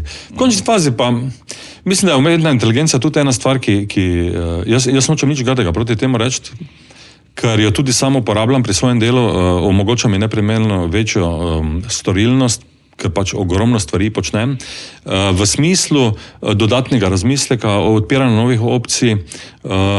Skratka, jaz mislim, da bo absolutno opravila pozitivno nalogo, s katero je prišla, seveda bo pripeljala sabo dodatne izzive, tudi kjer je negativni vpliv ali pa nekaj, kar si mogoče ne želimo, verjamem, da bomo kot ljudje to uspeli rešiti, razvoj pa gre naprej, tega ne mogoče ostaviti in sploh ne vem, zakaj bi ga ostavilo. Tudi ko gre za neko kraje, ne, ne bomo rekli, ko se enkrat razvoj začne, ga je nemogoče staviti. Mislim, zakaj pa bi ga ustavili? Zato smo prišli, človeštvo gradi naprej nenehno in to nas dela, mislim, zato smo prišli. Moramo pa paziti, da zmanjšamo tiste plive, ki so negativni in teh izzivov pa je seveda, ker je naš razvoj vedno hitrejši in vedno hitrejši na vedno bolj različnih področjih, eksponencialno s tem rastejo tudi izzivi, ki jih ne želimo ali pa si jih trenutno ne želimo in tudi s tem se treba spoprijeti, pa to rešiti. Mi smo v glavnem pred dobrim mesecem imeli v uredništvu obisk ene študentke iz Nigerije, ki piše magisterij na Češkem in je raziskuje uporabo umetne inteligence v malih uredništvih. In me je posebej vprašala, kako jemljem umetno inteligenco kot sodelavca ali orodje. Še vedno pa trdim, da je to orodje in tudi še vedno trdim, da umetna inteligenca ne bo ukinjala poklicev. Bo pa res, da bodo tisti, ki je ne bodo znali uporabljati, res verjetno težko dobili službo in marsikdo bo zaradi tega, ker se ne bo znal stopiti koraka naprej, izgubil posel ali pa službo. Ali pa bo garal tam na tistih področjih, kjer mu ni treba garati, kar pomeni, da bo tudi težko konkurenčen, kar verjetno pripelje tudi do tega, da bo ali izgubil službo ali pa bo vse skupaj nesmiselno. Mislim, da napredna okolja brez nadaljnega uporabljajo umetno inteligenco, napredna poslovna okolja. Tu verjetno se srečujejo z malo drugačnimi izzivi, z varovanjem podatkov, z nastavitvami specialnih sistemov, ki jih zahteva neko poslovno okolje ali pa neko delovno okolje.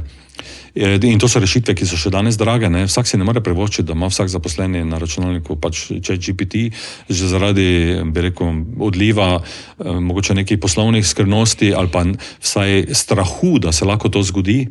Vemo pa, da je iznajdljivost ljudi danes neskončna, ker je neki strah, verjetno obstaja tudi možnost, da nekdo nekaj zlorabi, pa do nečesa pride, zato ne bom rekel, da to ni upravičeno. Ampak mislim, da napredna poslovna okolja, ki danes v Sloveniji so in nekatera so taka, da so vzor, bi rekel, širšemu okolju ali pa smo vodilni v svetu, ne znam si predstavljati, da ti ljudje ne bi uporabljali vseh naprednih orodij, ki jih človeštvo danes ima in absolutno umetna inteligenca je ena od njih. In sistemi, ki so danes zgrajeni na tem področju, so za poprečnega uporabnika umetne inteligence, bi rekel, daleč spredaj, napredni, sofisticirani in to je naša nova realnost. In v poslovnem okolju, če konkuriraš državam zunaj,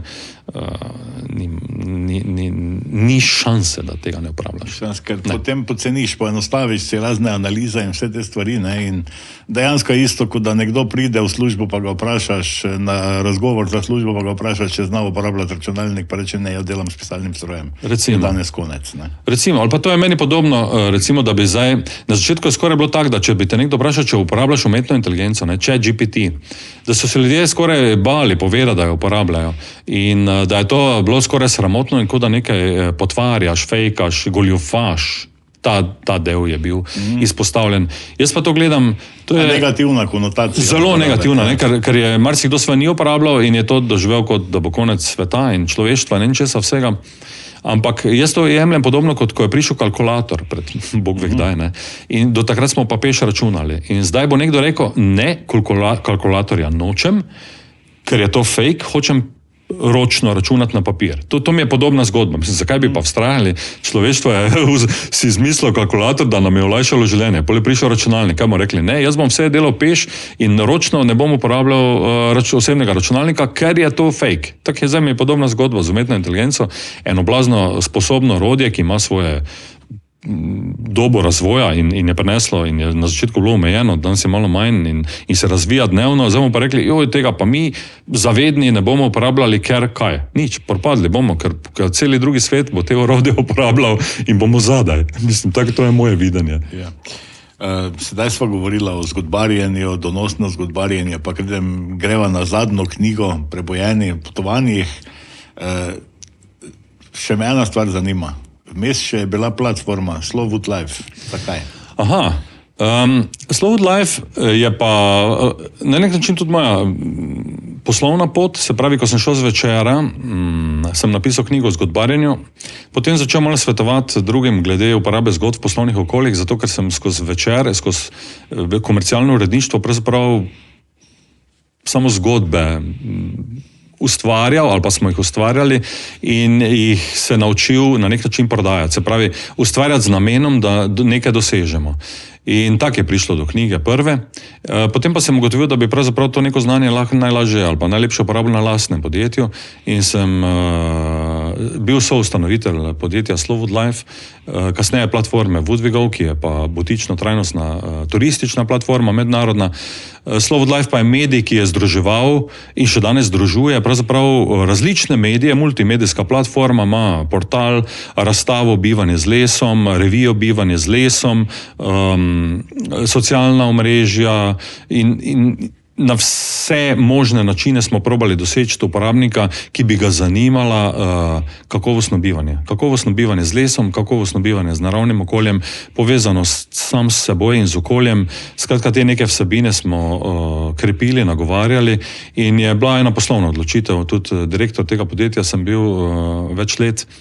Zdaj pa sem se z podjetja pravzaprav iz te aktivne vloge na nek način omaknil, me kličejo neki drugi izzivi, še vedno sem solastnik zgodbe, še vedno na nek način povezan s to kreacijo in s tem, kar nastaja.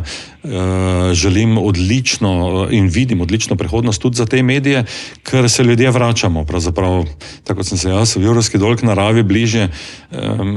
To je proces, ki bo trajal. Ljudje si želimo povezati s koreninami, želimo imeti fizičen stik za zemljo, mogoče ne vsi, pa ne v vsakem trenutku, ampak slej ko prej človek, pa večina nas pride do tega, da enostavno to želiš, da želiš stopiti ven in pred svoja vrata in vdihniti čist zrak, ki ga v Sloveniji imamo.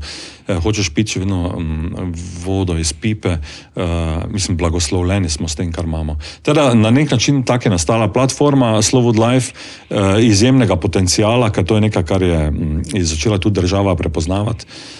To bivalno okolje, ki je povezano z naravnim okoljem, bivanje z lesom, lesene hiše, vse prednosti, ki jih prenašajo taki projekti in vsa filozofija, ki je skrita tu zadaj, ali pa skrita, ki stoji za temi nekimi odločitvami, za temi ljudmi, ki tako razmišljajo, ki si želijo tako bivalno okolje, to je nekaj, kar je absolutno v porastu in bo tudi ostalo v porastu. Da to je, bi rekel, bil pravi poligon, kjer sem lahko prav preizkusil, kako delujejo te zgodbe v medijih, v lastnem mediju in to je bil in je še vedno del moje poklicne poti, ja.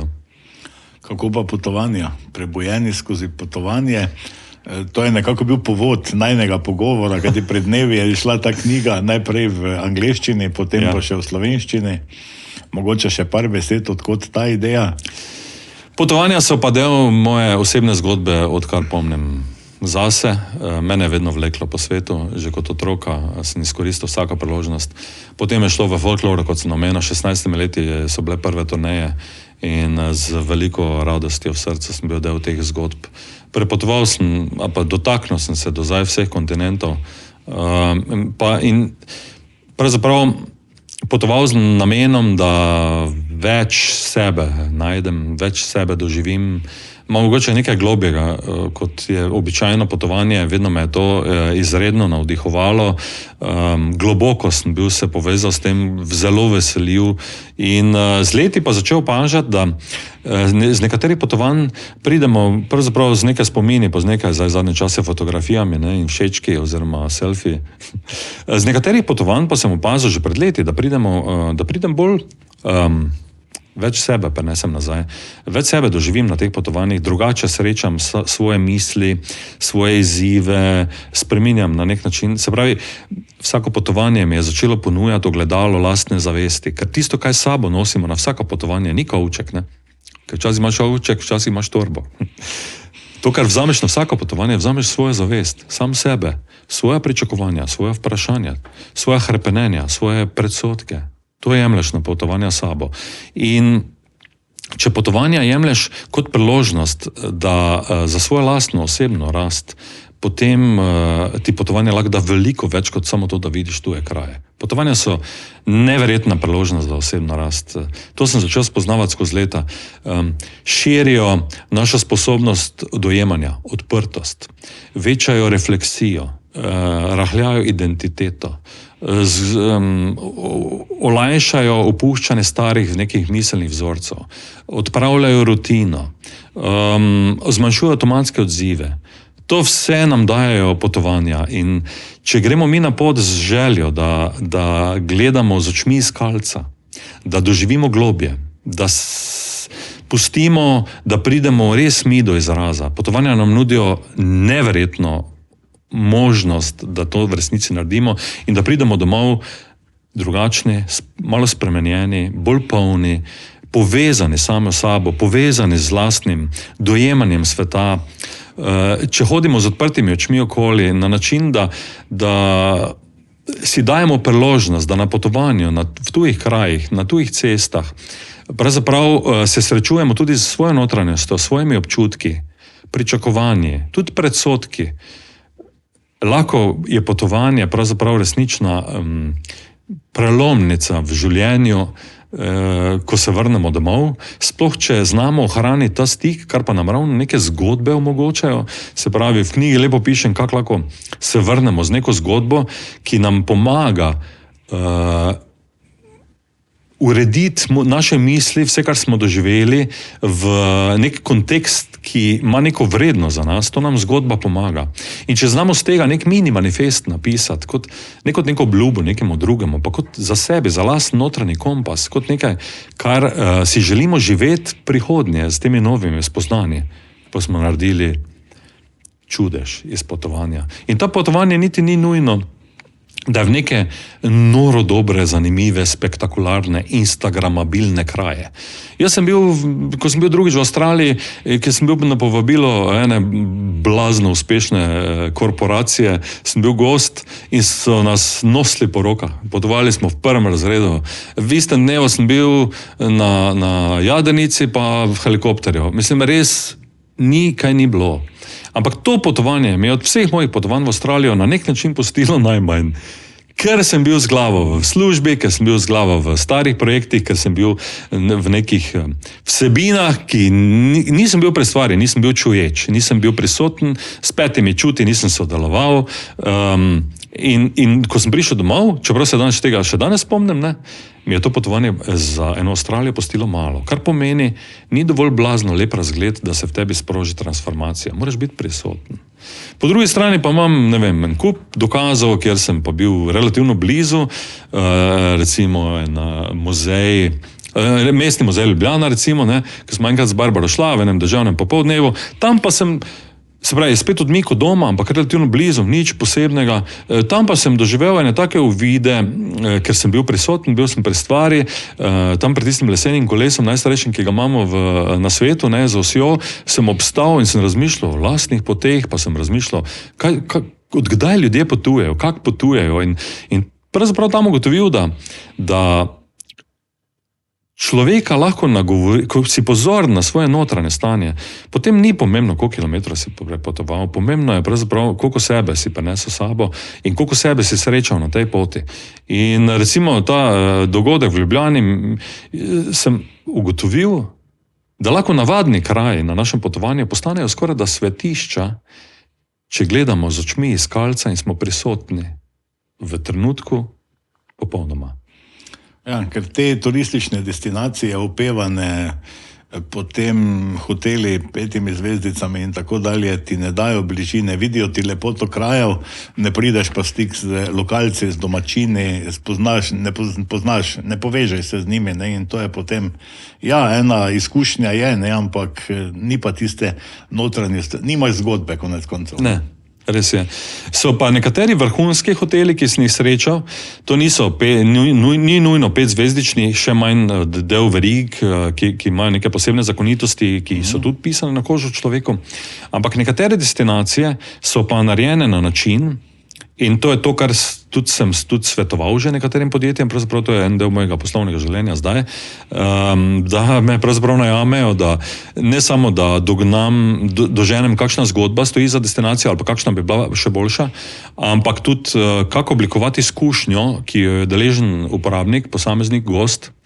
Recimo Coter čokoladnica v Avstriji je en tak primer, kjer so me dobesedno prosili za svetovanje, kako lahko izboljšam izkušnjo njihovega gosta. Oni imajo 300,000 ljudi, jih obišče vsako leto na tem njihovem čokoladnem teatru. Seveda niso samo izjemen proizvajalec čokolade, imajo 600 čokolad butičnih v svoji proizvodnji vsak trenutek, ampak so tudi gostitelj, privabljajo ljudi iz cele Evrope, v glavnem zdenško govorečih držav in so želeli najti še nekaj, kar bi te ljudi bolj povezalo z njimi, da bi imeli razlog, da se drugo leto vrnejo. In tu noter smo se potem srečali v tem našem projektu, zato so me povabili in obstajajo kraji, ki so zasnovani na način, in to so lahko tudi hoteli ali pa hotelske destinacije, ali pa širše destinacije, ki ponujajo na nek način neko transformativno izkušnjo gostu ali pa obiskovalcu, uporabniku, ampak po drugi strani pa ne gre za fenomenalne, spektakularne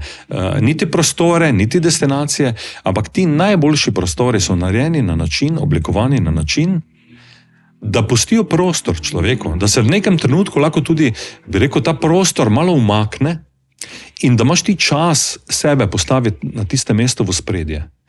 Tudi pri obisku enega hotela je strašno pomembno na nek način, da hoteli si vedno mislijo, da morajo gostu ponuditi vse. Pa kolo, pa to, pa ono, pa popoldne to, pa fajn je, da jim dajo to na znanje, ne? V bistvu, kaj vse je opcija doživeti, ampak da mu pustijo tudi prazen prostor. V smislu, da ima čas, da se ima čas povezati z okoljem, da ima čas izbire, da dobite občutek, da lahko dela, kaj hoče. Da lahko gre na kolo, če hoče in super, da obstaja in mogoče bo šel jutri na kolo. Ampak da v bistvu ima ta prostor za sebe, za lastno odločitev, da ga nič ne tišči nikamor, doben ga ne sili v nič, ampak mu pušča prostor, da v to lepo okolje, ki so ga zasnovali za njega, pripelje del sebe.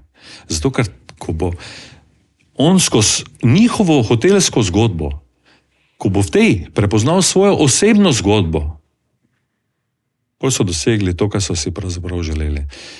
Da nagovorijo bilo katerega, ki je prišel v njim hotel na način, da se z njihovo ponudbo sreča skozi lastno osebno zgodbo. Ko to dosežeš, si naredil vse. Si se povezal, si pustil sled, si naredil iz uporabnika, pravzaprav ambasadorja, zato ker kamorkoli bo prišel, bo rekel, ta hotel je pa vrhunski.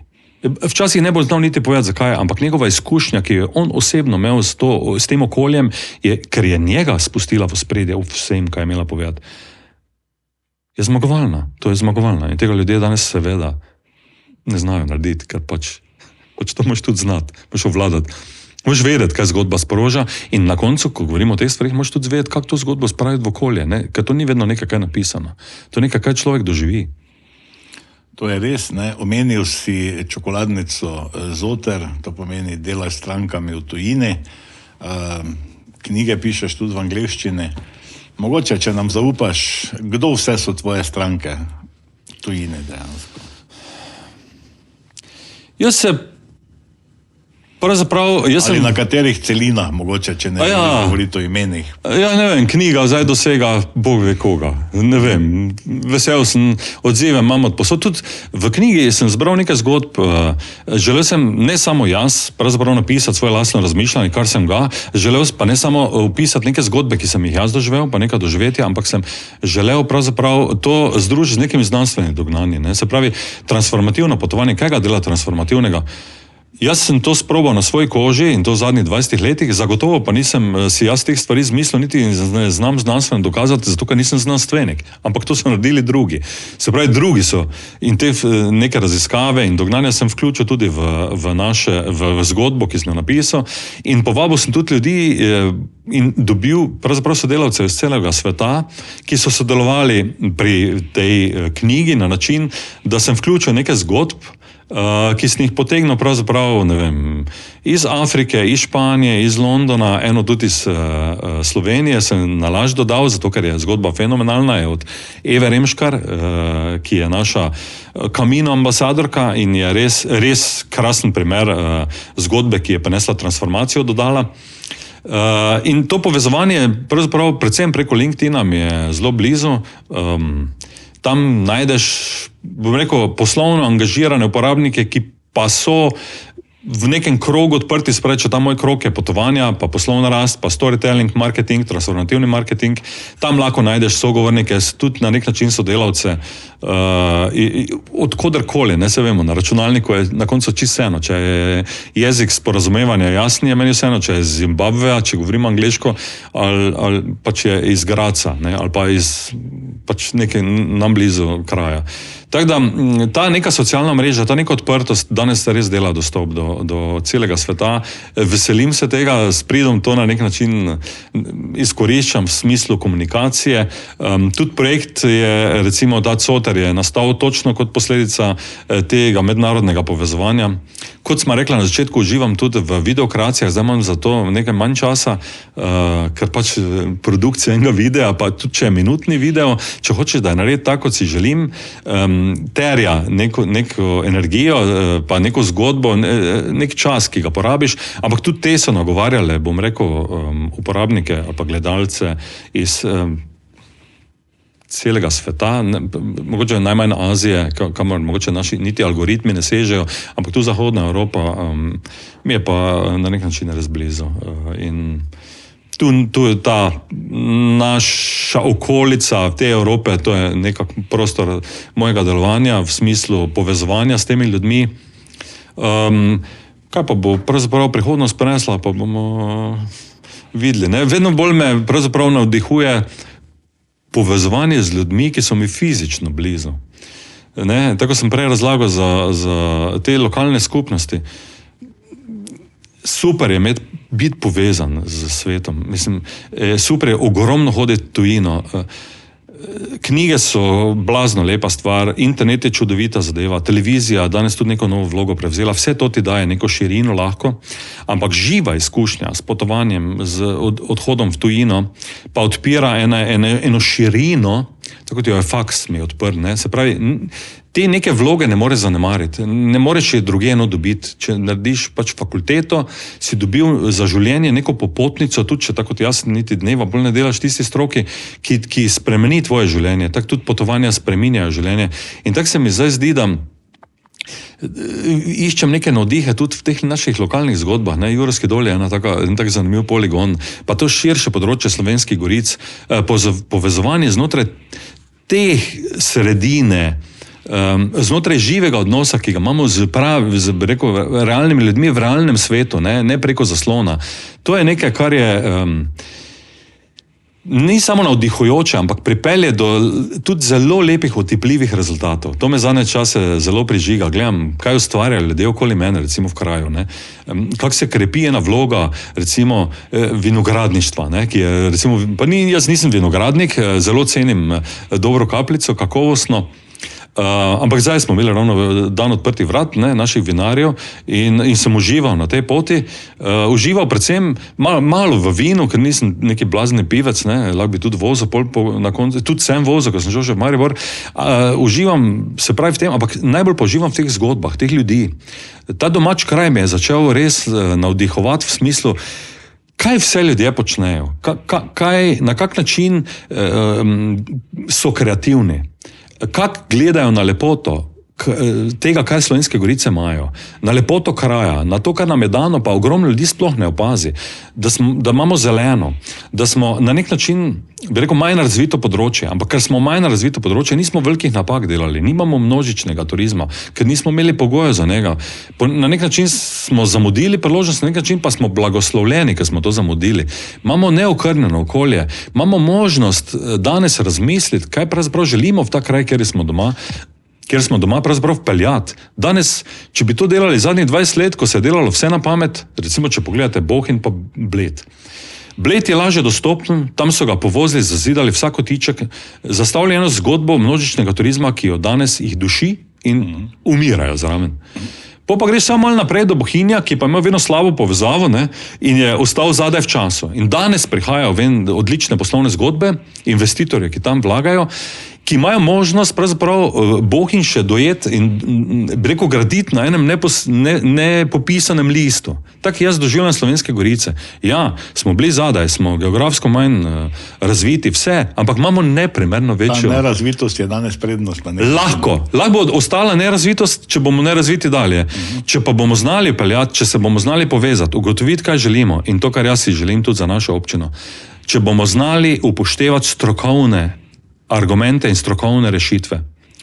Če bomo lahko te strokovne rešitve pripeljali na nekaj naš konsens ljudi, kdo smo, kaj si želimo, kaj je identiteta našega kraja, kaj želimo, da se gradi naprej, če se bomo znali pogovarjati, če se bomo znali povezati, ko bomo rekli, ja, to si želimo, no takrat pa treba, in tega je žal še vedno premalo, vključiti stroko. To pa je nekaj, kar se mi zdi nujno potrebno, drugače. Ali delamo amaterske rešitve, ki ne zdržijo pritisk časa, ki ne izpolnjujejo pogoje. To je danes tako, kot da bi si jaz svojo hišo doma sam narisal, pa sam zazidal. Se bi danes živel noter, samo hiša bi bila, pa Bog pomagaj. Isto je z občino, isto je s krajem, isto je s Slovenskimi Goricami. Če bomo amaterske rešitve podpirali, bomo amatersko okolje imeli in takem bomo tudi živeli. Če pa bomo rekli malo manj, pa malo bolj dognano, malo bolj strokovno, če bomo za urbanistične izzive najeli urbanista, če bomo za arhitekturne najeli arhitekta, če bomo želeli zasnovati vrhunsko nekaj kulinariko, rabimo ljudi, ki se spoznajo na vrhunsko kulinariko, ali pa imajo to željo, recimo, se izobraževati te zgodbi. Pol bomo delali rešitve in jaz upam, da bomo delali take rešitve, ki bojo naše kraje peljale na kakovostnem nivoju v res boljšo prihodnost. To si jaz želim, te zgodbe me zadnje čase prižigajo, na potovanja hodim po ideje in da napolnim dušo, ampak zadnje čase se mi duša polni tudi s tem, kar vidim doma, pa kar se mi zdi, da bi lahko mi doma naredili. V glavnem moram povedati našim poslušalcem, gledalcem, da je super imeti sogovornika, ki govori, ki zna pripovedovati zgodbe, ne? Samo vseeno, Dušan, moram ti reči, da je kar težko voditi pogovor s tabo, ker me prehiteva, spet si me prehitev. Hotel sem te vprašati, kako gledaš na Slovenske Gorice. Mogoče malo za konec, če pa si že sam odgovoril, da vidiš številne zgodbe, ker ne vem, jaz se vozim po Slovenskih Goricah, o tem še nismo poročali. Ta zgodba je dobra, ne? Ker tudi novinarstvo temelji na zgodbi, suhoparno poročanje je po mojem preteklost, ne? Ampak vseeno me zanima še pa ena stvar in mislim, da tudi ti deliš na nek način del te zgodbe v Slovenskih Goricah. Pred časom smo bili priča strokovnemu predavanju zgodbarjenja, naprimer, ki ga je organizirala Razvojna agencija Slovenske Gorice, tam je predavala dejansko pravljičarka iz knjižnice, iz Kamnika, najboljša v Sloveniji za njih, ne? In dejansko ti si vseeno človek z mednarodnimi izkušnjami, dejansko z svojo publiciteto in se mi zdi, da je kar nekaj ljudi v Slovenskih Goricah, če se malo pošalim, ki doživlja usodo Kristusa, ne? Ker v Svetem pismu, če beremo, Kristus je potoval po Judeji in je delal čudeže, ne? In tega ni delal v domačem kraju zato, ker mu doma ne bi verjeli. In mislim, da ti doživljaš isti problem. Ja, lučno povedano, ne vem. Jaz sem se že z glasbe navadil pred mnogimi desetletji, da smo doma najmanj vredni. Ne? Doma si samo po sebi omejen, pa nočem zdaj to preslikati. Enostavno sem se v življenju sploh nehal s tem ukvarjati, ampak enostavno grem tja, kjer se čutim klican, kjer me dejansko sem klican, kjer se imam fajn, tako sem rekel za Fraj Kinclerja, mi smo se imeli vedno fajn in tudi na vse stvari šli nismo, smo si vzeli to pravico, ne? Ampak tako vidim tukaj. Doma je vedno ena specifika.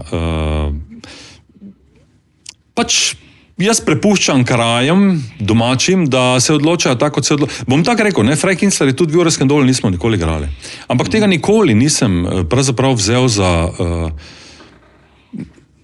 Pravzaprav nič nisem z tega potegnil, niti o tem nisem razmišljal, to je golo dejstvo. Pa tudi zakaj bi, pa smo lahko igrali, kje smo hteli, vabili so na vse posod. In težko rečem tudi zdaj za to zgodbarjenje, pa uporabo zgodb v praksi, pač vsak si najde, bi rekel, partnerja na nek način tam, kjer ga vidi, kamor seže. Za vse nas to velja. Ne? En super odgovor, pa mogoče na to vprašanje, mi je enkrat ponudil en naš vodja marketinga, ki enkrat smo imeli en razpis na večeru, pa sem pripeljal enega človeka tja, ki se je sam odločil, da ne bo tam delal. Ampak ko sem vprašal šefa marketinga, kak pa je bil ta človek, ki sem ga jaz priporočal, pa me gledal pa rekel, v bistvu je bil vrhunski. Je rekel, ti bom povedal, kaj pravijo Američani. First class people bring first class people, second class people bring second class people.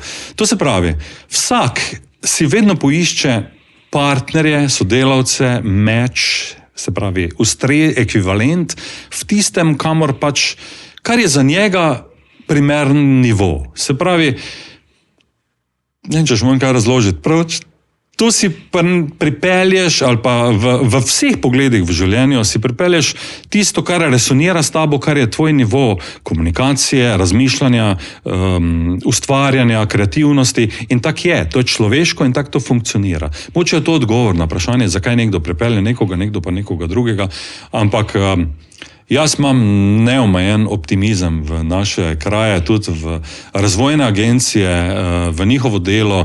Vsi se iščemo na neki točki, delamo po najboljših možnih močeh.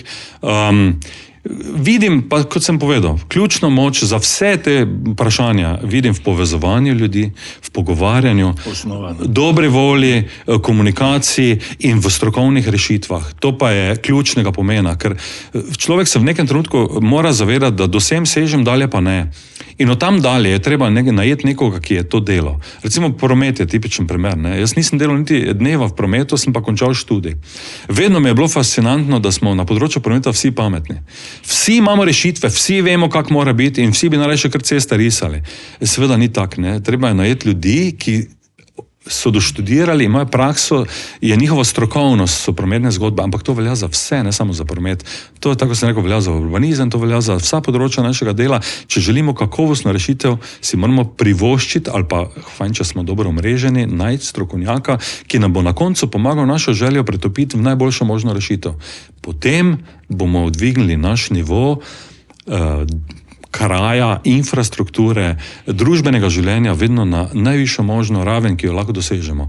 Mislim, da si vsi to zaslužimo in v Slovenskih Goricah še posebej. Bo potrebno spremeniti, mogoče v nekem trenutku, ali pa nadgraditi, da ne neko spremeniti, kdaj sistem odločanja ali pa sistem razmišljanja, da bomo v nekem trenutku, ko je treba, pa ko ugotovimo, da je strokovna rešitev pa zdaj 10% dražja, da bomo rekli, mislim, ne, dajemo. Nimam toliko, da bi kupoval poceni, ne. To je podobna zadeva. In jaz mislim, da je nasplošno v družbi, ne samo v Slovenskih Goricah, nasplošno v družbi je težava v tem, da postajamo vsi strokovnjaki za vse. Nekako prevladuje mnenje, da fakulteto lahko konča vsak, jaz rečem zagotovo, samo končati jo mora.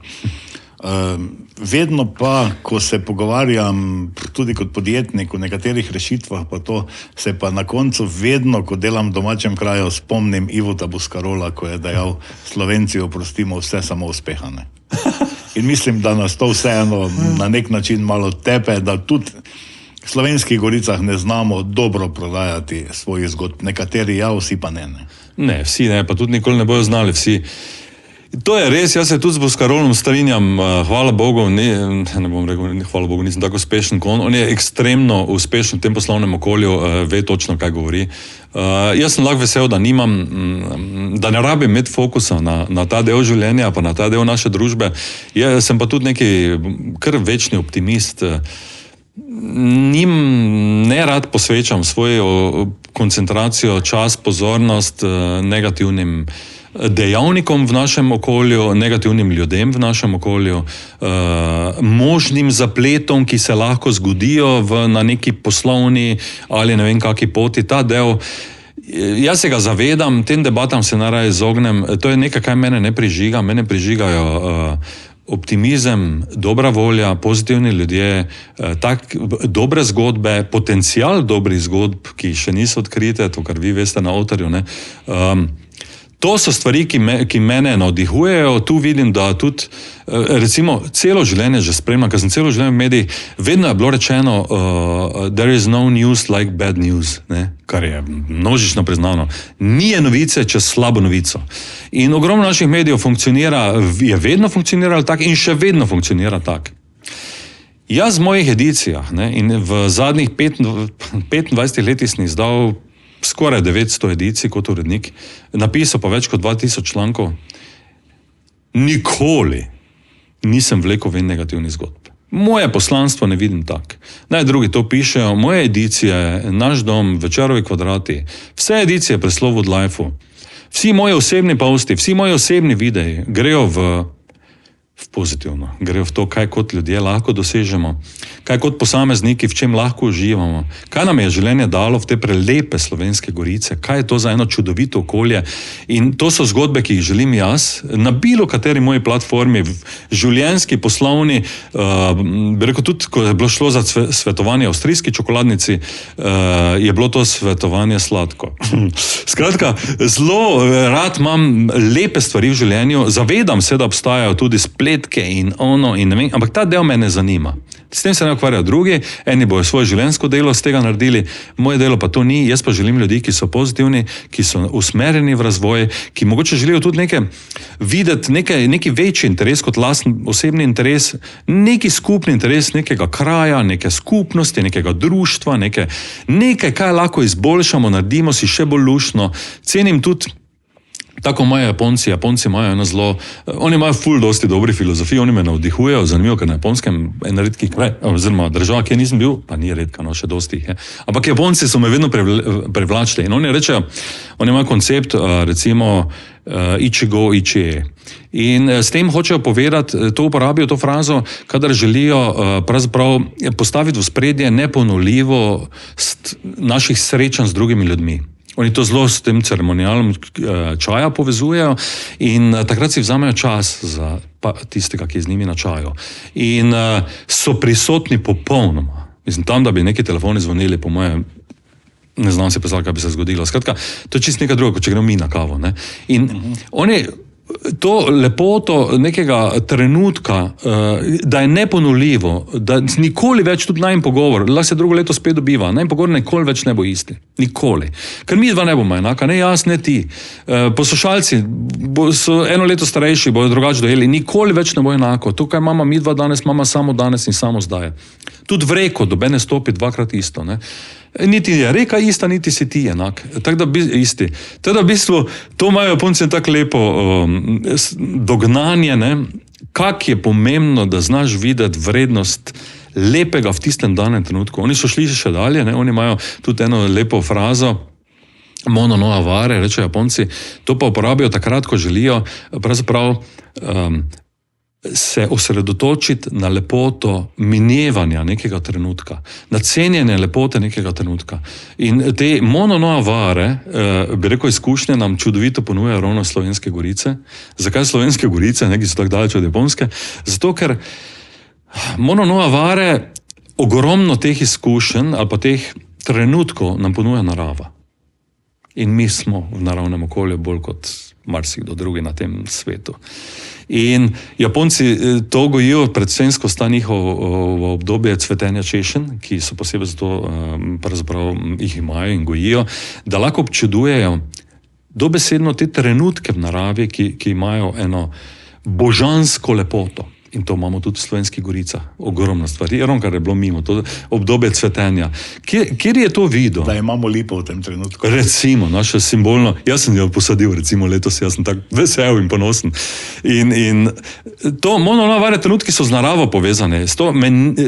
Ne samo, da je nekaj lepo, ampak da je nekaj lepo in bo minilo. In minilo bo zelo hitro. Teh trenutkov v naravi je ogromno. Poglejte jesenske barve gozda našega Slovenskih goricah. Kako to gre? Danes je takšen, jutri je malo drugačen, pojutrišnji je še malo drugačen, 14 dni pa več ne bo nič.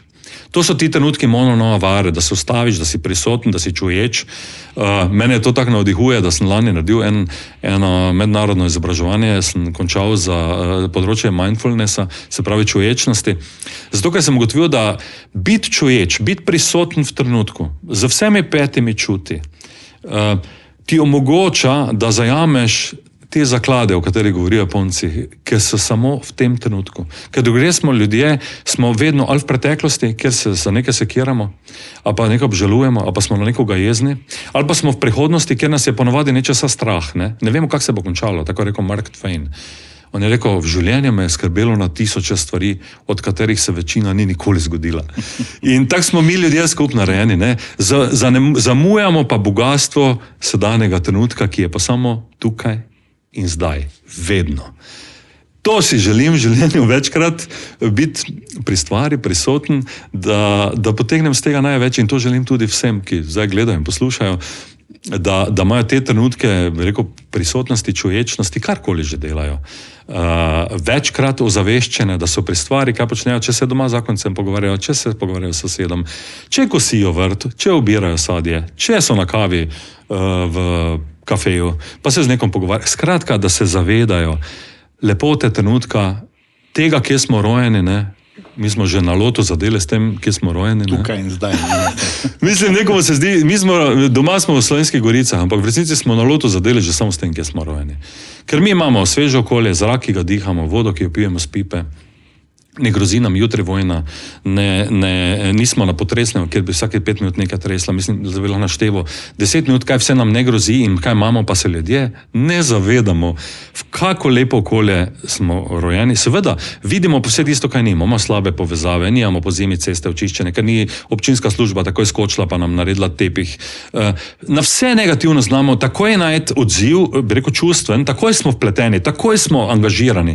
Če pa si čuječ, če si pri stvari, pa imaš možnost, ne samo da globje razumeš te povezave med vplivi pa dogodki, med vzroki pa zakaj se je nekaj zgodilo, kar blazno, bom rekel, poveča naše razumevanje sveta okoli nas in tam, kjer je večje razumevanje, je manjša prizadetost, ker razumeš, zakaj se je nekaj zgodilo, ampak nam ta čuječnost tudi omogoča, da lahko zberemo svoj odziv, da če je cesta zaledenela, kar pri meni vedno je, ker živim, da ne morem ne gor, pa ne dol, če niso splužili, pa posipali, da najdeš v tem pravzaprav, da si sposoben ne samo takoj skočiti v zrak pa občino poklicati, ampak da si sposoben razumeti, kaj se je zgodilo, zakaj je do tega prišlo, da ni noben hudoben na tem svetu, verjetno, ki bi za meni nalašal, ravno mi v mene ne naredil, ampak da ta pravzaprav priložnost, da se je to zgodilo, mi daje malo več časa, da spijem kavo z ženo, mi daje mogoče priložnost, da se žena sprehodi za 2 kilometra, pa se dan začne drugače. Imamo možnost z čuječnostjo nadzorovano se odzivati, sprejeti, tudi pod potrebi spremeniti stališča. In tretja stvar, ki jo čuječnost prinaša, je pravzaprav to, da razumemo, da mi soustvarjamo odnose. Razumemo našo vlogo v pogovorih s sosedom, v pogovorih po telefonu, s komerkoli komuniciramo, z našim delom v okolju, razumemo, da mi soustvarjamo odnose. Niso samo drugi do nas, smo tudi mi do drugih. Razumemo, da mi aktivno vplivamo na to, kaj se dogaja okoli nas, kako poteka komunikacija, ali se z nekom kregamo, ali se ne kregamo. Razumemo, da soustvarjamo to frekvenco, ki lahko gre v neki sinus in naraste, če se 2 deremo, ali pa če samo še en dere, drugi pa mu gre s frekvenco kontra. Pravzaprav na neki točki ta sinusoida razvodeni, gre v ničlo, ker pač sam sabo se redko kdo krega. Ne? Recimo, da razumemo ta doprinos, tudi to nam omogoča čuječnost in te priložnosti imamo vsak dan. No, jaz upam, da iz tega najnega pogovora bo tudi kdo dobil idejo, da sam poskuša prodati kakšno zgodbo, dobro zgodbo Slovenskih goric. Pogledal sem na uro, tako da mislim, da sva kar porabila nekaj časa, Nina je rekla 1 uro in v glavnem, kaj ti ne rečem za konec, mogoče še kakšna misel za konec, vseeno pa hvala, da si vzel čas, vem, da si zaseden, da sva kar nekaj časa porabila, da sva uskladila ta termin in želim ti še naprej veliko uspehov pri tvojem delu dejansko in zgodbarjanju. Hvala lepo, Zmago, hvala za lepe želje. Če zaključim tem, kaj smo zdaj govorila, jaz sem užival v tem pogovoru, upam, da smo povedali kaj zanimivega, da smo dala komu mogoče kak razmislek, pa kakšna informacija, ali pa vsaj, da je vesel mogoče, da je bil del te zgodbe. Jaz sem užival, jaz sem bil pri stvari in v smislu, Se veš sam, nismo se nič pripravljali na najem pogovor, nismo nastavljali nobene posebne zgodbe in vsebine, ki bi se držala od mega vprašanja, ni bilo na mizi prej. Mislim, da so take stvari v življenju najlepše, ko pustimo, da se odvijajo z neko dobro namero, z dobro željo in predvsem z namenom, da se imamo sami fajn, da dobenemo nič slabega nočemo. In verjamem tako pri Frank Kinslerju, da ko sam stopaš to energijo v bilo kateri prostor v življenju in bilo katero okolje, vedno se najde ljudje, ki se pripojijo na dobro energijo in ki imajo sami nekaj od tega. Tisti, ko pa se ne pripojijo, pač tega ne želijo, tisti pač so ustvarjajo neko svojo drugačno realnost. In tudi to je v redu. Ljudje smo različni, v vsakem trenutku potrebujemo mogoče nekaj drugega in meni je bilo veselje in sem ti hvaležen za povabilo v studio. Upam, da še kdaj. Ja, hvala tudi tebi in nič ni narobe, ljudje smo različni in prav je tako. Hvala, Dušan, še enkrat, da si vzel čas. Vam, drage gledalke in dragi gledalci, pa obilo užitkov ob spremljanju naše zgodbe in seveda, če so vam naše zgodbe všeč, tudi nič ni narobe, če pritisnete kakšen všeček.